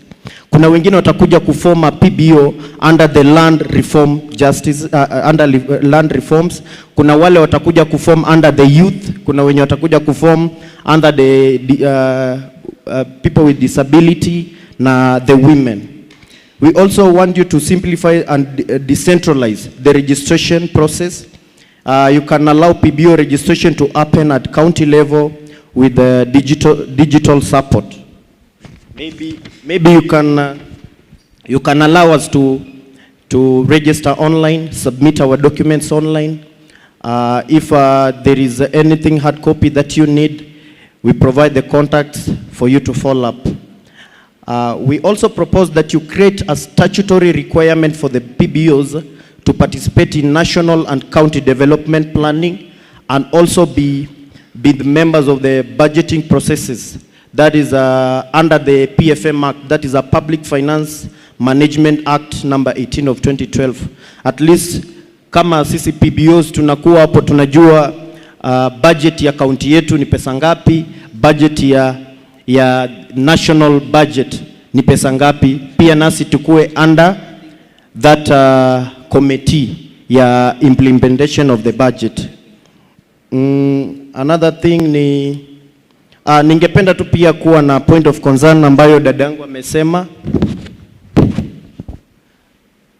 Ni kweli tuko na shida kwa mambo na mtandao wa Public Benefit Organization Regulatory Authority.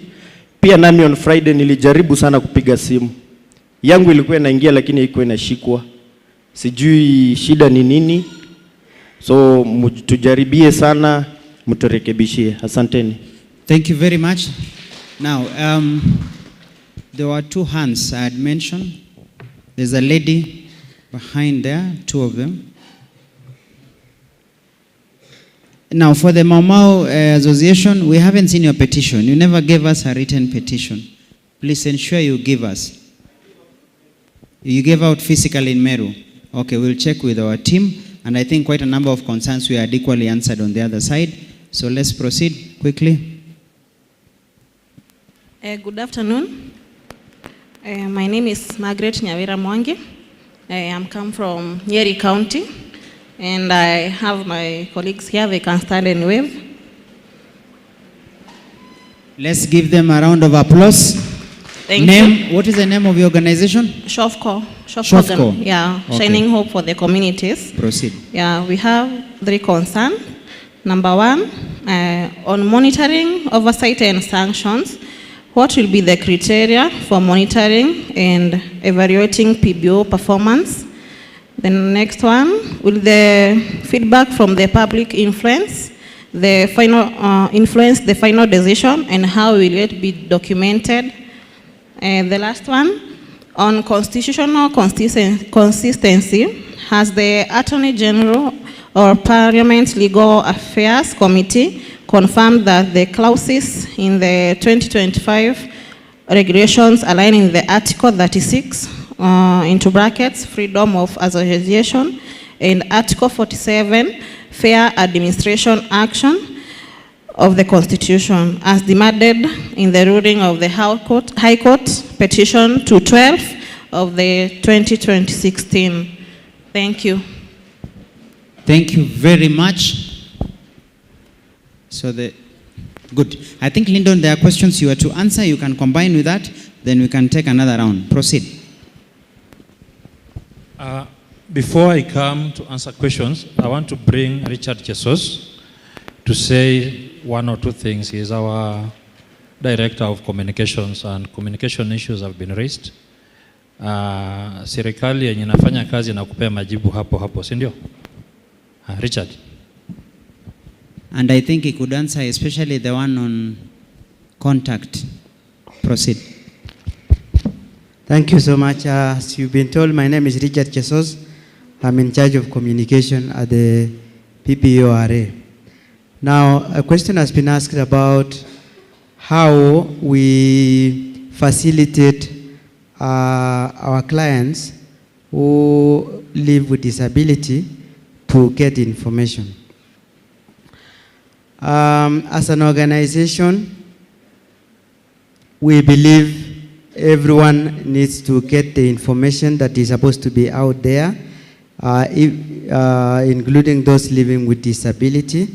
And that's why if you have looked at our standard banner, one of our core values is diversity and inclusivity.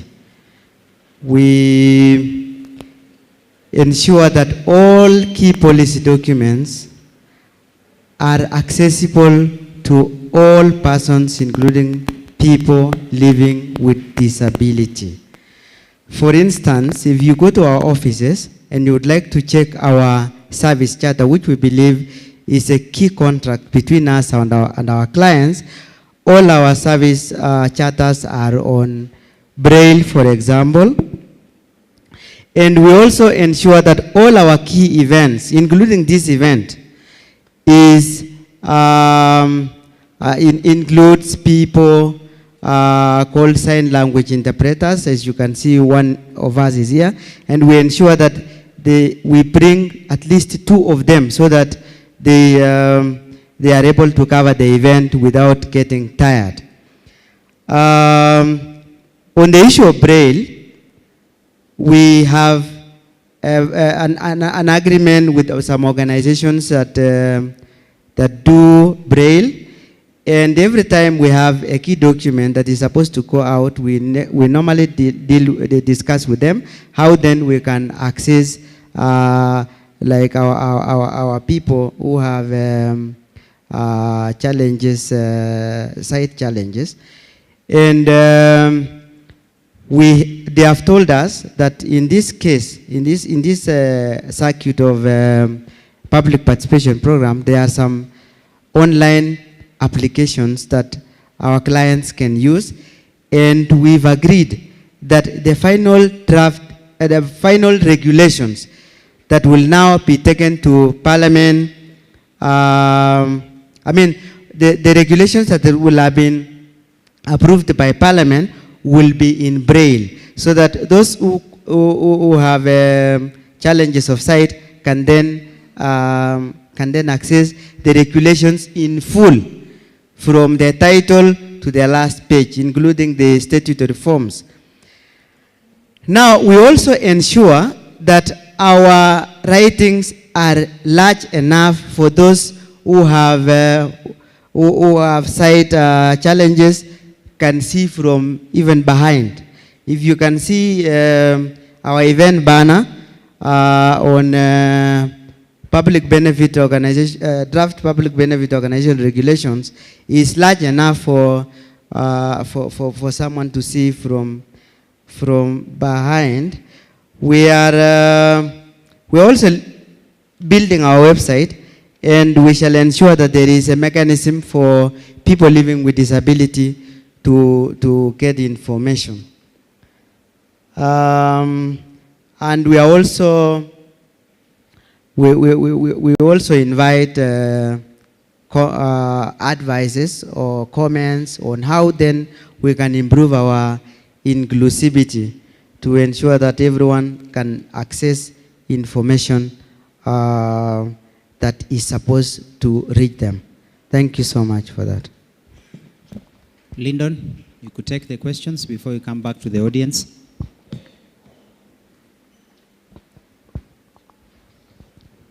Maybe Lyndon, I didn't get there was an answer about contacts, about your contacts.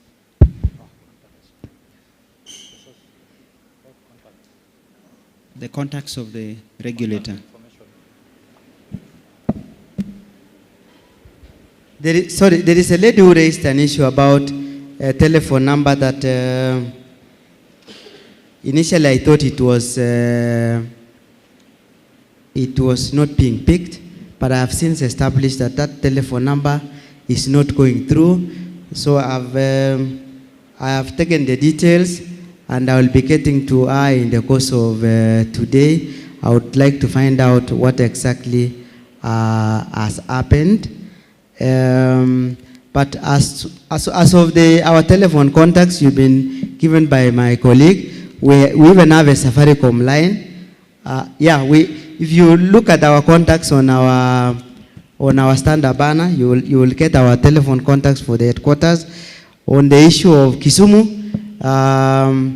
please let me take it up.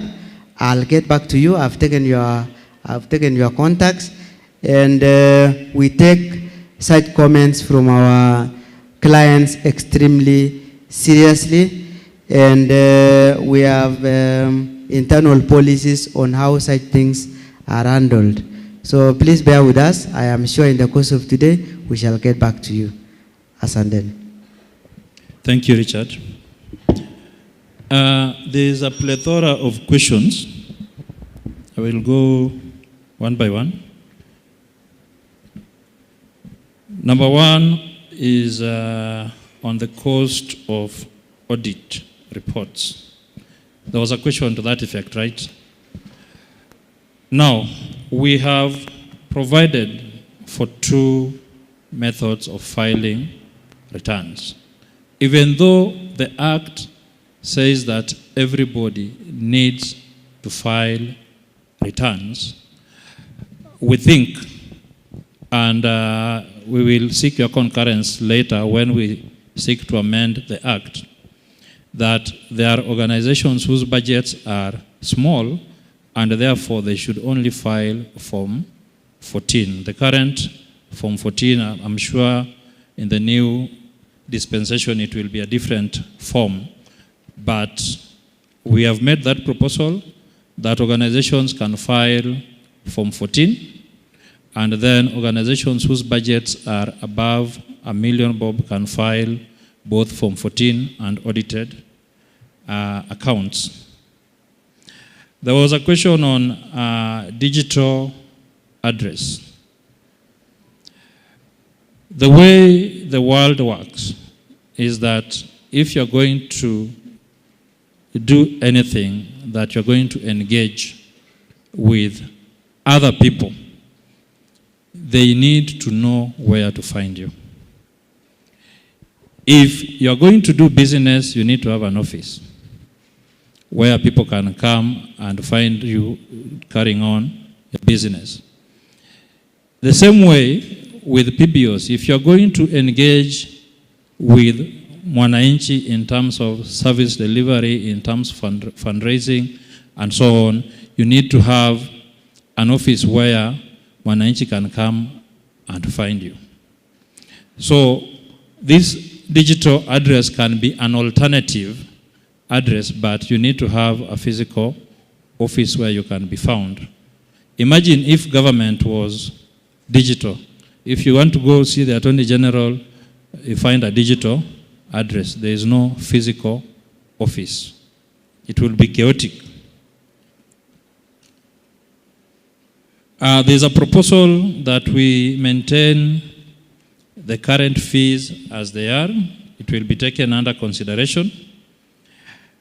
There was also a question on dissolution. Dissolution of PBO's 2/3 members. The question was, does it mean 2/3 of members can conclusively dissolve an organization which has different branches? This is about governance. When you come to register an organization, you are registering one single organization. If that organization decides to have branches countrywide, the organization is the one that was registered. The branches are part and parcel of the organization. They are not the organization. The organization is the one that has been registered and the one whose physical official address has been entered into the register, and the one which has the members, which has been set in place by the members. So if membership increases, all those members draw allegiance to the original organization that was put in place. Branches are supposed to help the organization in service delivery so that they get closer to the people that need their services. For example, I saw Standard Chartered Bank in town when I came. Right? But there's another Standard Chartered Bank I saw in Meru. There's the headquarters in Nairobi. There's another one I see in Kisumu. All those are branches of the headquarters. They cannot purport to want to direct the organization from the branches. So the membership organizations work in a very simple way. Members being the owners of the organization operate through annual general meetings, which must be done annually. Every year there must be a meeting for the membership to be told what the organization has done in the period of that year, to be read for the finances and liabilities of that organization, to be told who the auditors of that organization is and whether there is need to appoint a new auditor, and many other things, including elections of office bearers, are done at the AGM. Even if you want to amend the constitution, you bring it to the AGM. So anyone operating in the branch should not be a member of the organization. At the branch level, it should be an employee who has been employed to offer services to Mwananchi. If, for whatever reason, a member comes from the same area that the branch is located, that member should not be going to the office to offer services. That member is supposed to provide oversight. They say that you cannot be judge, jury, and executioner. You cannot also be a judge in your own case. So you cannot come and say you are a member, you want to be involved in decision making. Once you make the decision, then you run to the branch and say, because I come from this branch, I must also see how you are doing things here. I also want to give me a desk. I want to do ABCD. That is not good governance. Good governance advocates for separation of powers, separation of responsibility. There has to be a center where everybody draws power, and it goes like that. So it comes from the membership to the board of directors, and then management or secretariat. So when it says 2/3, it means 2/3 of the members, whether they are in Kitui, whether they are in Nyeri, whether they are in Muranga, as long as they are members. They will show up in the meeting, and as long as you have 2/3 of them, then you make whatever decision needs to be made. However, in the event that you cannot achieve 2/3, you are allowed to try again once more to achieve 2/3.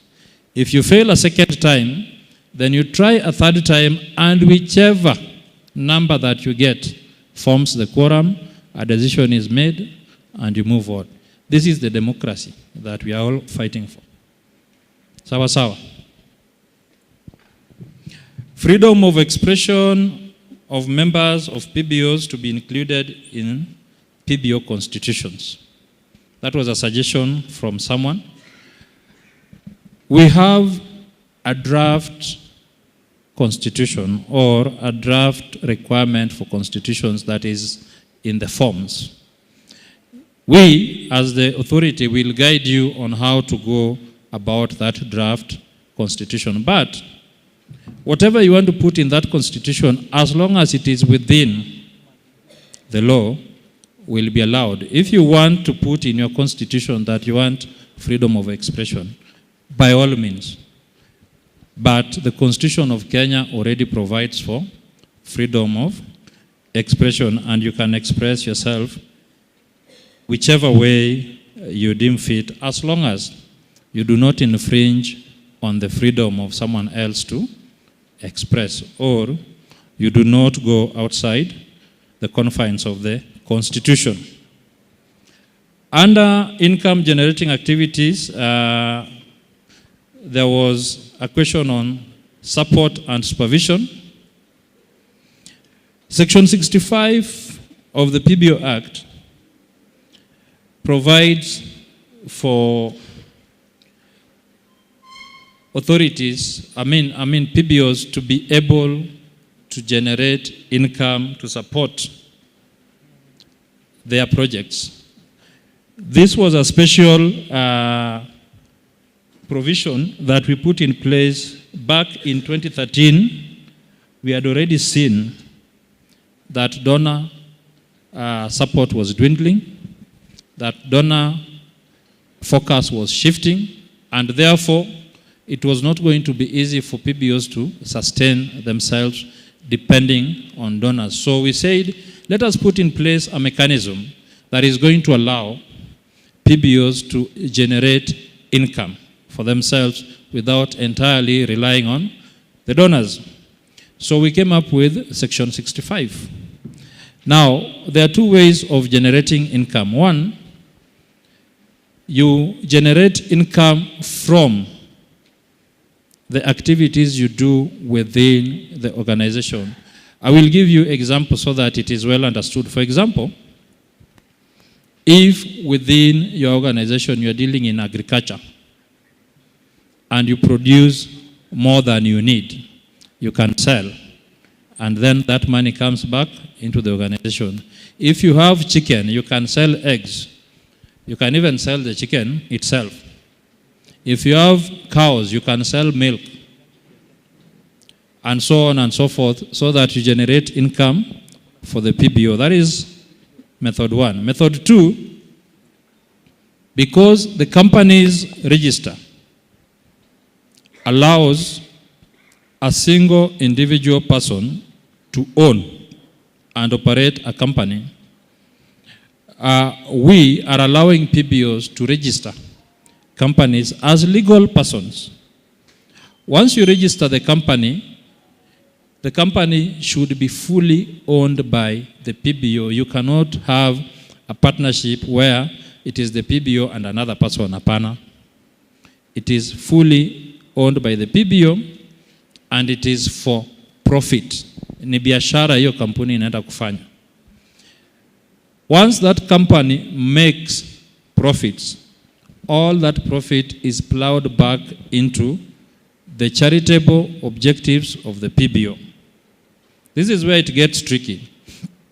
Because if that company does not plow that profit into the objectives of the PBO, then that company will be liable to pay taxes. If that company, however, plows those profits back, and there is evidence to show that it has been plowed back, then the company gets tax exemption on the profit. There's a tax certificate that the PBO will issue to the company so that it is exempted from paying taxes. The other tricky thing is that the management of the PBO must be different from the management of the company. And this is for various reasons other than good governance. There are also issues of money laundering that may quickly come in, and then there are issues of KRA that may also quickly come in. So the management of the PBO and the management of the company registered and owned by the PBO must be totally separate and different.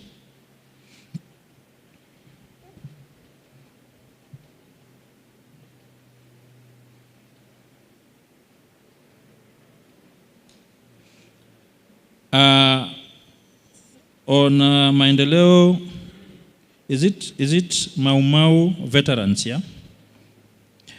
We already answered these questions in Meru. How do you suggest we proceed? We just keep answering them until tuzoee ama tuendelee tu namna hiyo? Okay. So you've said you don't like the name authority because it provides authority. You want a docile name like the council. When the government is called the council, and this is a regulator, how do you expect it will protect you from that? You said it should protect you from political interference. Now imagine, as the organization we are transiting from, the PBO board, the NGO board, has been around for over 30 years, right? Do you know that? That the NGO board has been around for over 30 years. But people in government still say, wale watu wa NGO. They don't recognize it as part of the government. They see it as, sisi wote tunawekwa kwa kikapu moja, wale watu wa NGOs. Then, when we come and say we want to protect our members from, then we will be quickly shown the door and thrown out, watu wa NGO wanasumbua. Si ni kweli? But the jury is still out there because the word authority appears in the act, not the regulations that we are making, but the act. There will come a time when the act will need to be amended. Those proposals can be brought then. As at now, not much that we can do about that. Protection from political interference, again, if you are operating within the law, there's no one who should interfere with you because the authority upholds the law. So if somebody comes and says, I don't like Mau Mau veterans because of a political whatever, we cannot allow them to interfere with you outside the law. If you've not breached the law, there is absolutely no reason for the authority to either cancel, deregister, or do anything to that effect. From SHOFCO, you said monitoring, oversight, and sanctions. What will be the criteria for monitoring? Monitoring is simple. You just read the act and the regulations and you see whether compliance has been met. Once in a while, you can walk to the field and see that whatever you are being told on paper is similar to what is happening in the field. That is part of monitoring. Once in a while, you can carry out inspections, impromptu visits. You show up and say, tulikuwa Nyeri tunapita, tukaona, tupitie hapa tuone mnafanyaga nini. Then that is part of monitoring. When you file returns, that is also part of monitoring because we look at what you have filed and we look at it and say, okay, SHOFCO, this much, this program. So when we come to the field, we look at what you filed vis-a-vis what is in the field. Then we get the correct data and advise the national government. There was also a question on whether the AG confirmed that the regulations align with the Constitution. I want to assure you that every step of this process, the AG is with us. There is nothing that we do not take reference from the AG. So the AG is fully within this process. Before we left Nairobi to come for this public participation, we passed by the AG's office. They looked at the regulations and said, toa hii, haya. Weka hii, haya. Sasa enda, ongea na wananchi. So when we are done here, we will go back to the AG and tell the AG, this is what wananchi have said. How do we go about it? Then the AG will tell us, hii iko sawa, hii andika hivi na hivi na hivi, alafu inaenda bunge. So that is how we work.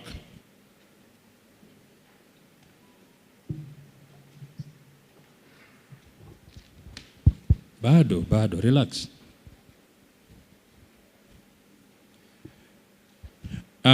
There was a memorandum that was presented here.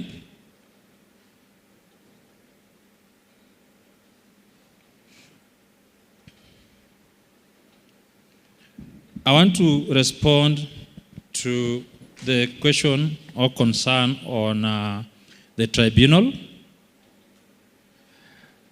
The tribunal, even though has been established by the PBO's Act, it is not the function of the PBO authority. It is purely the function of the judiciary. As we speak, you must have seen that the CJ had advertised for people interested in serving in the tribunal. Applications had already been put forth. Interviews had been done. The names have been forwarded to Parliament. Parliament has already approved. So what is left is telling them, ofisi yenu ni pale, mutafanyia kazi from there. When it comes to decentralization, again, that is entirely a judicial process. But because we have courts all over the Republic, we believe the judiciary should be able to decentralize the tribunal all over the Republic. However, because it has been brought here, we will also take it to them and tell the CJ, this is what Mwananchi is saying.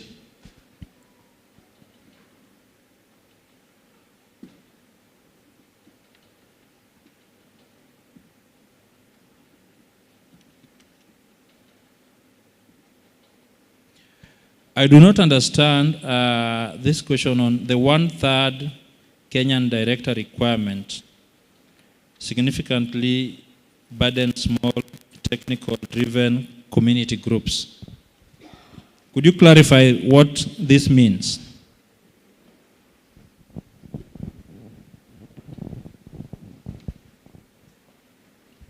So most of the time, there is a requirement on the international registration that 1/3 of the directors, they need to be Kenyan. They need to be Kenyan.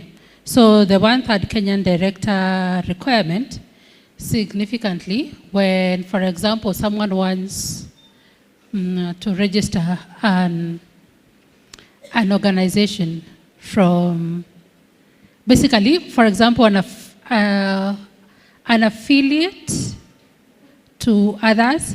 So the 1/3, the recommendation is to introduce a tired model, exempting very small PBOs with less than 10 staff and 5 million from the requirement when maintaining it for international and bigger entities.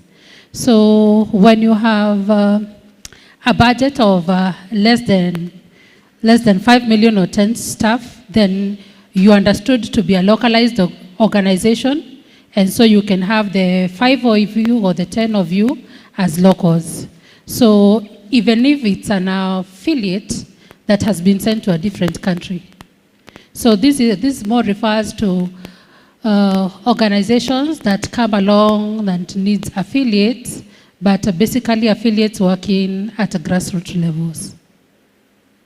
I don't know whether it's more clear. I'm still in the bush. Huh. Someone who has understood, please. So,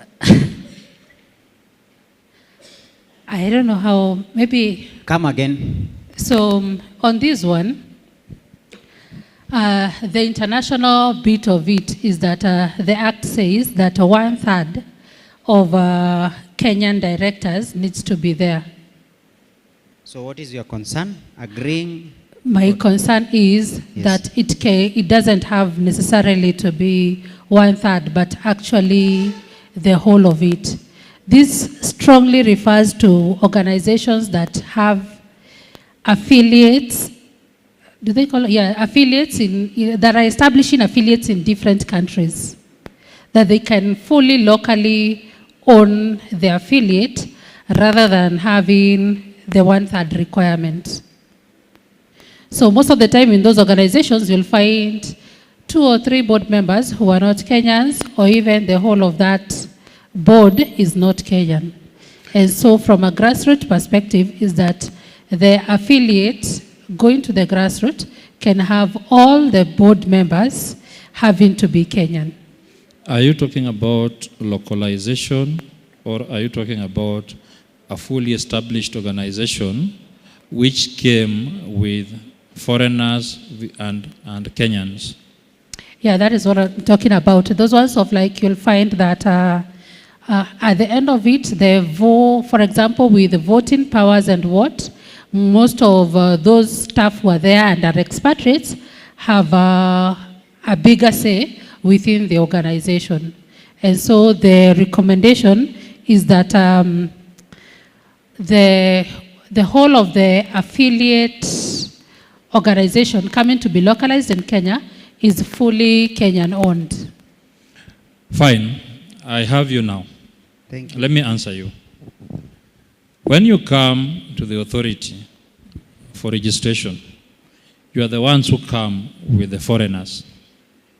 And you tell us that without this person, we cannot operate. Without these people, we will be nowhere. So you bring 2, 3, 4, 5 foreigners and say, because they have convinced you to take an employee position and they want to take oversight position, so you bring them to us and say, so it is us who are saying that without a third of Kenyans at the decision-making level, we cannot accept such a registration. Are we together?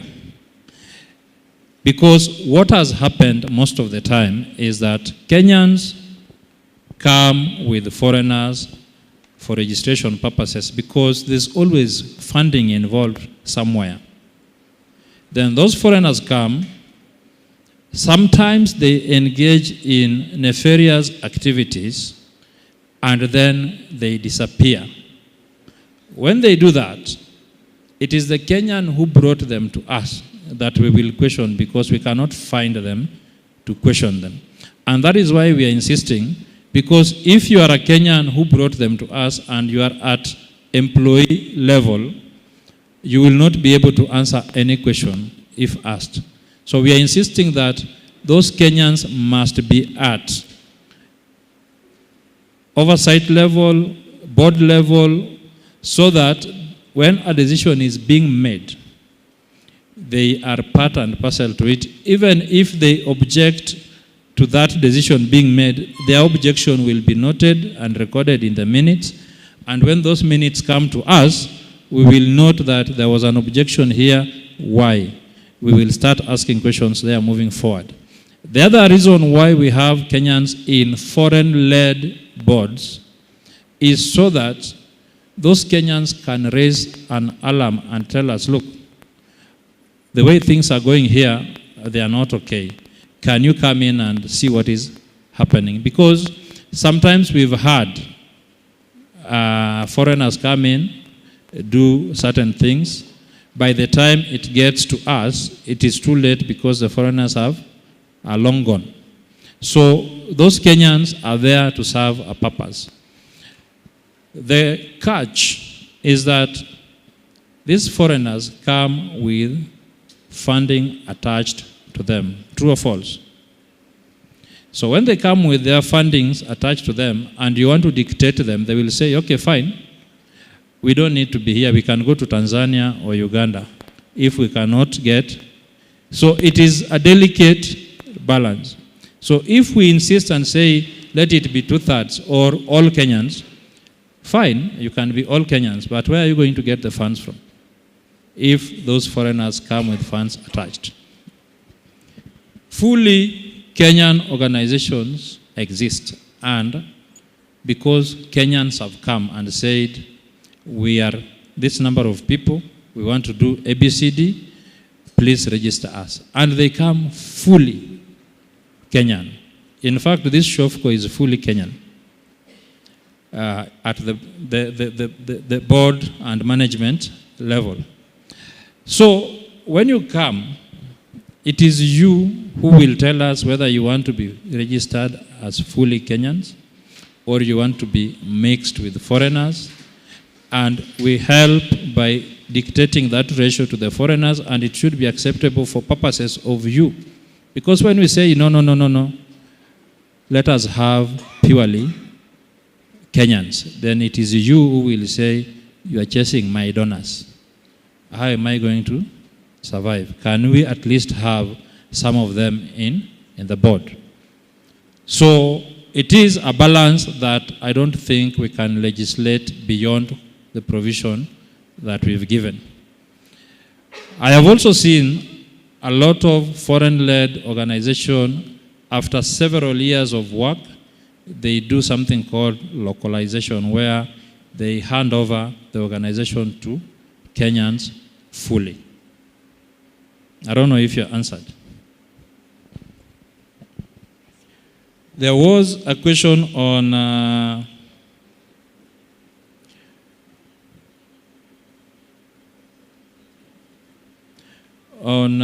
how the PBO regulation protects or facilitates individuals who undertake public benefit activity.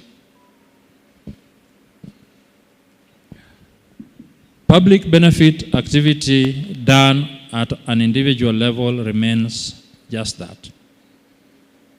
Because of freedom of association, you do not have to register. You can associate at whatever level you want because of that protection in the Constitution. However, if you want to structure your association under the public benefit activity that you engage in, then you must get registered. Once you get registered, then you get all the protection and facilitation that comes with the law.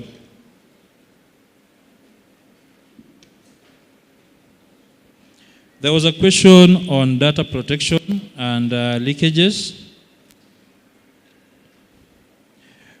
The authority takes very, very, very seriously protection of individual data that we receive because we are one of the data agencies in this country. We work very closely with the Data Protection Agency, and we file returns with them on the data that we collect. So if there is a leakage somewhere, then it is subject to investigation. Once we figure it out, then we take necessary, appropriate action. However, I want to caution that there are people in this country that are always out to either hoodwink you or con you or do whatever it is to obtain money from you in one way or another. And frankly speaking, our data is all over the place. You walk to a government office, they say, bring your ID. You fill in that information and leave it there. You walk to another office, they say, put in your email address here, your ID here, your name here, your phone number. You leave it there, you go. You walk to a BNB, they say, give us your data. You leave it there, you go. Everywhere you go nowadays, you cannot access without leaving your data. So our data is basically everywhere. So those of us who are mandated to receive this data, we protect it. We do not take it lightly. We do not play around with it. So we protect it. So leakages can come from anywhere where we have left our data. You go to a hotel, you want to eat, they even want your email address. You ask them, what has my email address got to do with food? When you go for functions, right? There is a form that you fill in, attendance sheet. Si ni kweli? Si unaweka mpaka email address hapo na namba ya simu. Anyone can obtain that and use it against you. So I have to caution you that when it comes to issues to do with the sector, there is a simple thing called due diligence. Exercise due diligence, get in touch with the authority, find out if whatever information someone is giving you is correct or not. Otherwise, you become a candidate for utapeli. Sawa sawa?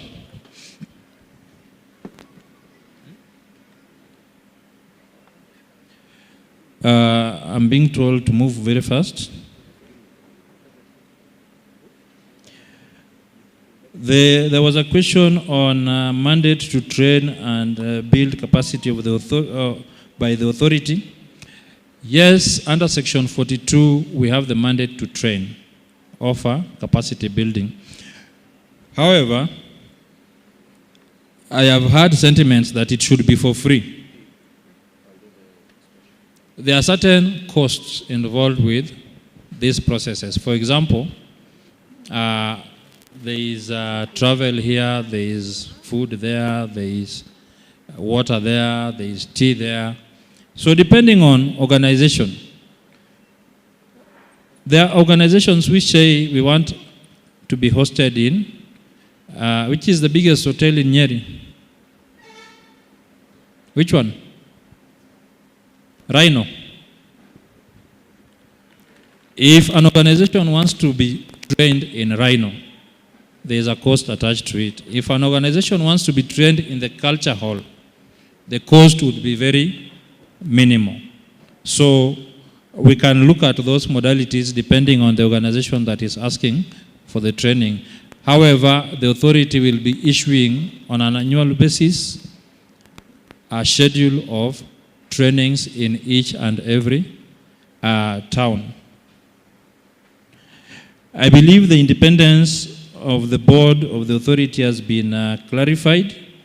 If you look at the section that establishes, it says at least 3 members from the civic society are supposed to be elected as part and parcel. So representation, the independent members come from the civil society and they are appointed to sit in the board to take care of the issues of the sector.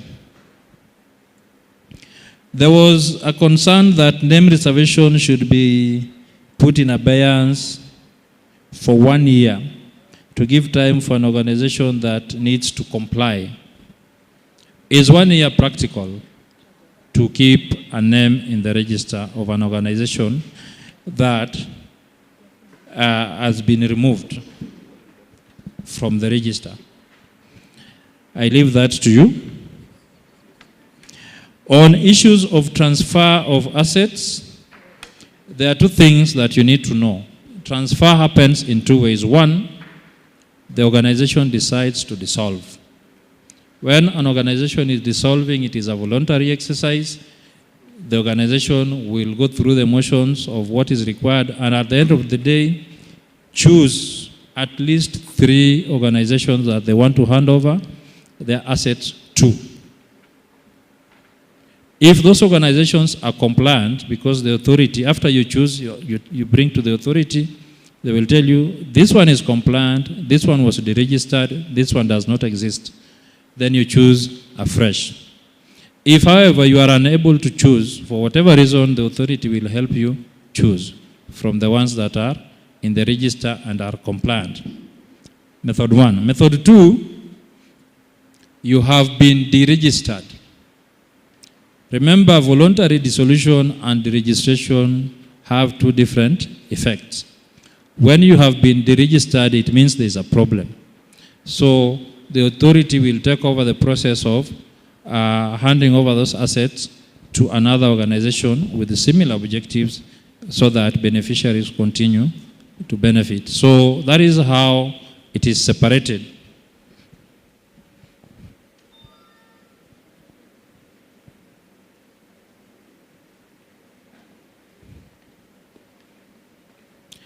On creation of ward level desk in counties for effective coordination, we are engaging with county governments and establishing a collaborative system where county governors are including PBOs that operate in their various areas in budgeting and decision making for the county. So this is an ongoing exercise that is happening across the board. At the beginning of every financial year, the PBOs in that area and the county government, you sit together, look at the projects available, look at the funds available, and then agree on who does what to avoid duplicity.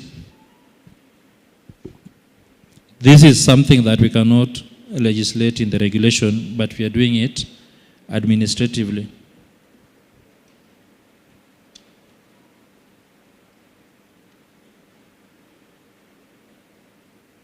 I think somebody said we need to enhance monitoring and evaluation. That is something that we are going to do.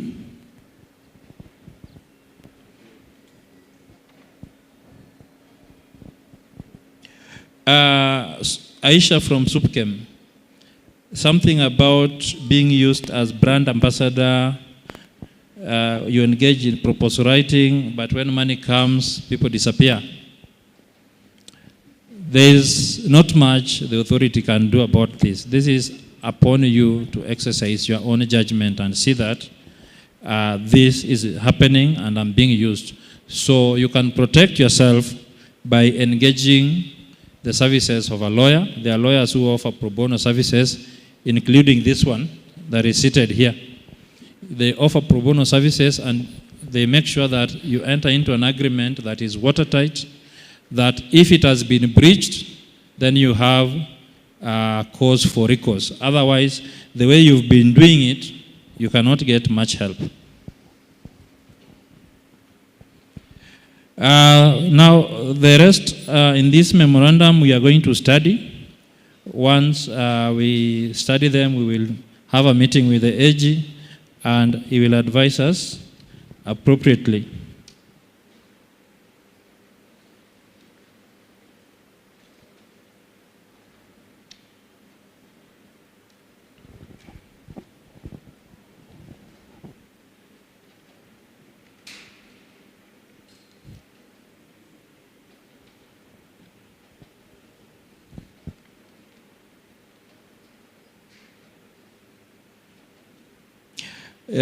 You asked that the authority through the Act should promote predictability and transparency in compliance. You said that we are asking you to file returns, but there are no templates. Two things. There's a template for filing annual returns. It used to be called Form 14. Right now, I think it's Form 21. 16. It's Form 16. So the template has been given within the regulation. However, when it comes to financial statements, this is done by auditors. Auditors are well guided on the parameters where they need to, where to file audited accounts, and this has already been standardized. So you cannot have yourself doing the audited accounts. You are not an auditor. Give that job to the auditor to do.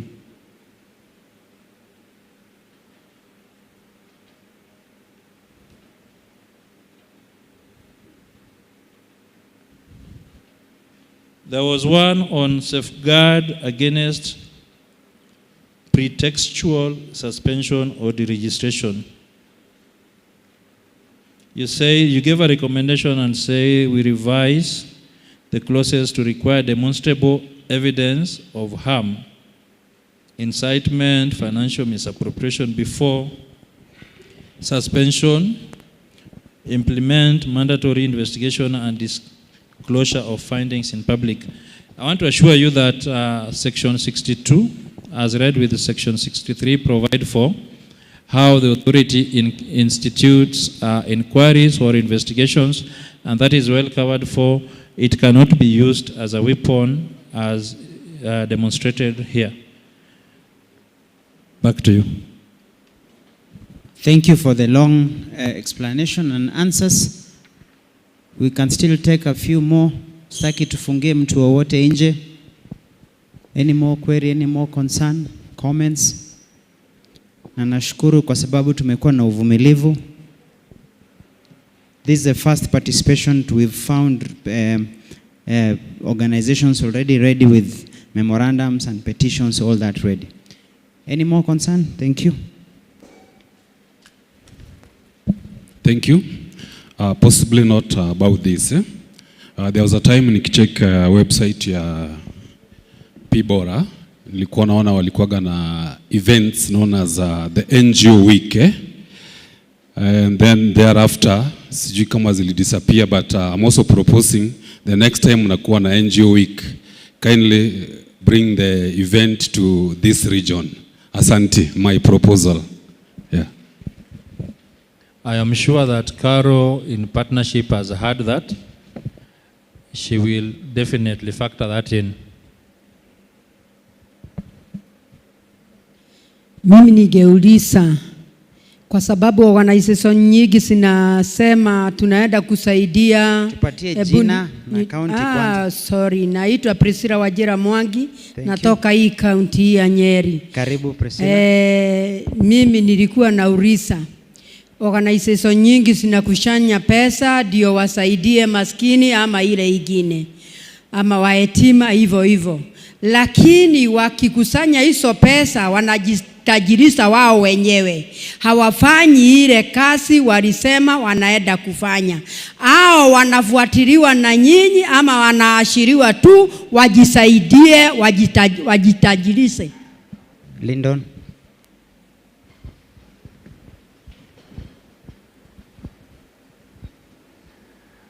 Umesema wanakusanya pesa ya kusaidia lakini wanajitajirisha. Now, this is where monitoring comes in very strongly. One, you are supposed to help you. How do you do that? There are instances where organizations under-declare. For example, an organization worth 200 million, wakiandika returns watuambie sisi tumepata tu 950. Without the bank statements, we may not be able to confirm. Si ni kweli? Tukiandika kwa hii sheria mtupatie bank statement, mnaanza kusema hapana, breach of data. Si ni kweli? So tutasaidiana aje? Because for us to be effective, we need to know how much came in. How was it utilized? Was it fully declared? Where was it utilized? For instance, there are people that come to the grassroots and say, okoteni pesa, tunataka kuanzisha table banking. Si ni kweli? Hiyo pesa inafaa iende kwa bank. Saa zile hiyo pesa imepotea, sisi kama regulator tutajua aje without getting access to the bank statement? Tuone pesa iliingia siku fulani, tuone minutes inaonyesha so and so alitoa pesa fulani, and then now when we are carrying out investigation we ask the people that muliokota pesa ya huyu na huyu na huyu kwa account muliweka hii ingine iko wapi, imeenda kwa mfuko ya nani? Those are questions that we have to ask during investigations, but we cannot do that effectively if I need to go to court to get a court order ndio nikuje ni access bank statement. Hiyo ni njia ndefu sana, si ni kweli? But tunaweza hapa weka kwa hii sheria tuseme kama kuna investigation, organization ipeane bank statement, si ni kweli? So the ball still is in your court. Sisi tutafanya investigation, mahali umetapeliwa tutakusaidia, but we also need to have njia rahisi ya kufanya hiyo uchunguzi. Sawa sawa. Joshua?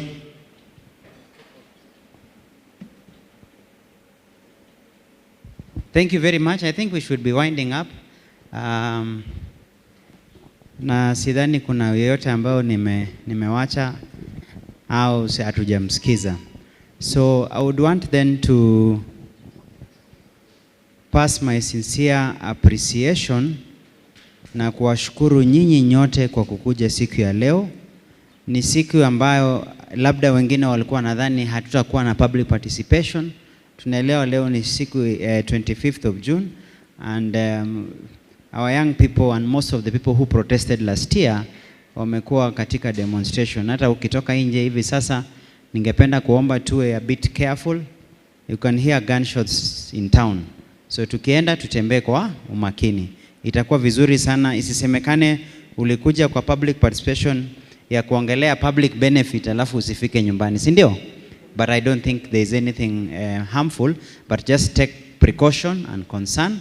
And importantly, ningependa kuomba wale ambao wameelezea kwamba kupata au wametaka sana kuwasiliana na the regulator.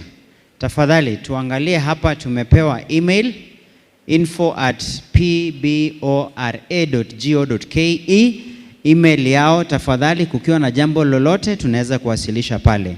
Ya pili, tumepewa namba ya Safaricom, nadhani hiyo itakuwa rahisi, +254 111 053310. Kabla uondoke hakikisha umechukua. Alafu tuko na Twitter handle, that's X @pboa/_ra. I think for the regional offices, nadhani Lyndon vile umezungumza, kuna maoni ambayo nadhani imekuwa wazo nzuri sana. Mercy mentioned that as a proposal, but if the regulator can put in a desk or an officer across the Huduma centers, it will even be cheaper and more accessible for the public benefit organizations. It is even a plus for the regulator on matters registration, on matters licensing, on matters compliance, monitoring and evaluation, which means also more revenue for the regulator. So I really appreciated yule ambaye aliomba akasema wakwe katika Huduma Center. Inakuwa rahisi sana kwa wananchi kuweza kuwafikia. Lakini kwa hivi sasa Nairobi wako Cooperative Bank House, and then we have those branches across board. Mostly you've seen there in county commissioners offices. So I think the good proposal we are living from this public participation, tunachukua wazo hilo na tutafikia. Director, umesikia, mmeombwa kama mnaweza kuweka desk yenu ama officers wenyu kwa Huduma Centers, that will even make it better because it brands the regulator, anajulikana kwamba anasimamia. Hata hilo jambo ambapo mama umeweza kuomba kwamba kukiwa na makosa na nini, kama tutakuwa na regulator katika Huduma Centers, nadhani itakuwa rahisi hata kuweza kuwasilisha complaint ama kukuwa na any concern. So I think it is important tukuwe na hizo contacts. Wale ambao wameintroduciwa kama officers wa regulator, kama una jambo au wazo lolote, tafadhali unaweza kuwafikia. Tunashukuru pia kwa hiyo questionnaire. Ukishaandika jina na maoni yako jinsi tuwafaa tufanye ili tuweze kutimiza jambo kama hili liwe rahisi kama public participation, your feedback inakuwa muhimu sana na tunashukuru sana. Kwa hayo mengi na machache, ningependa tufunge kwa maombi, na ningeomba angalau mama mmoja aje atufungie kwa maombi ili tuweze kumaliza kikao yetu siku ya leo. One volunteer. Unaweza tuombea tafadhali maombi ya Kiislamu? Karibu.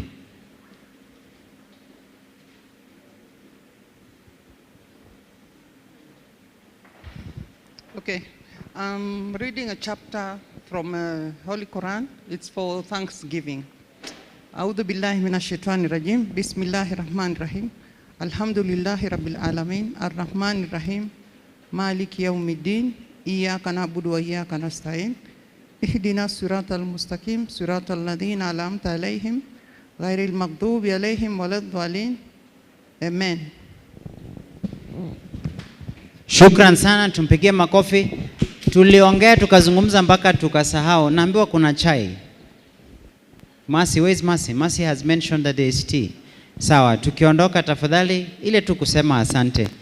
Tupitie pale nje, angalau atakayejua imewaka, lakini tunapenda chai. Hata kama ni saa ngapi tutakunywa chai. Tafadhali. Mungu awabariki na muende kwa amani. Asante sana. God bless.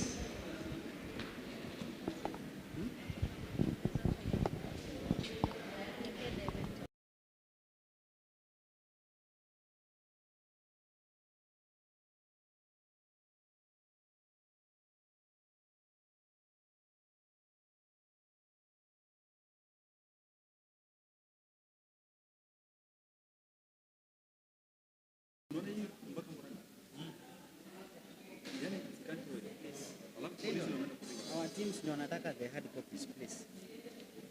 I need to go and give a first statement.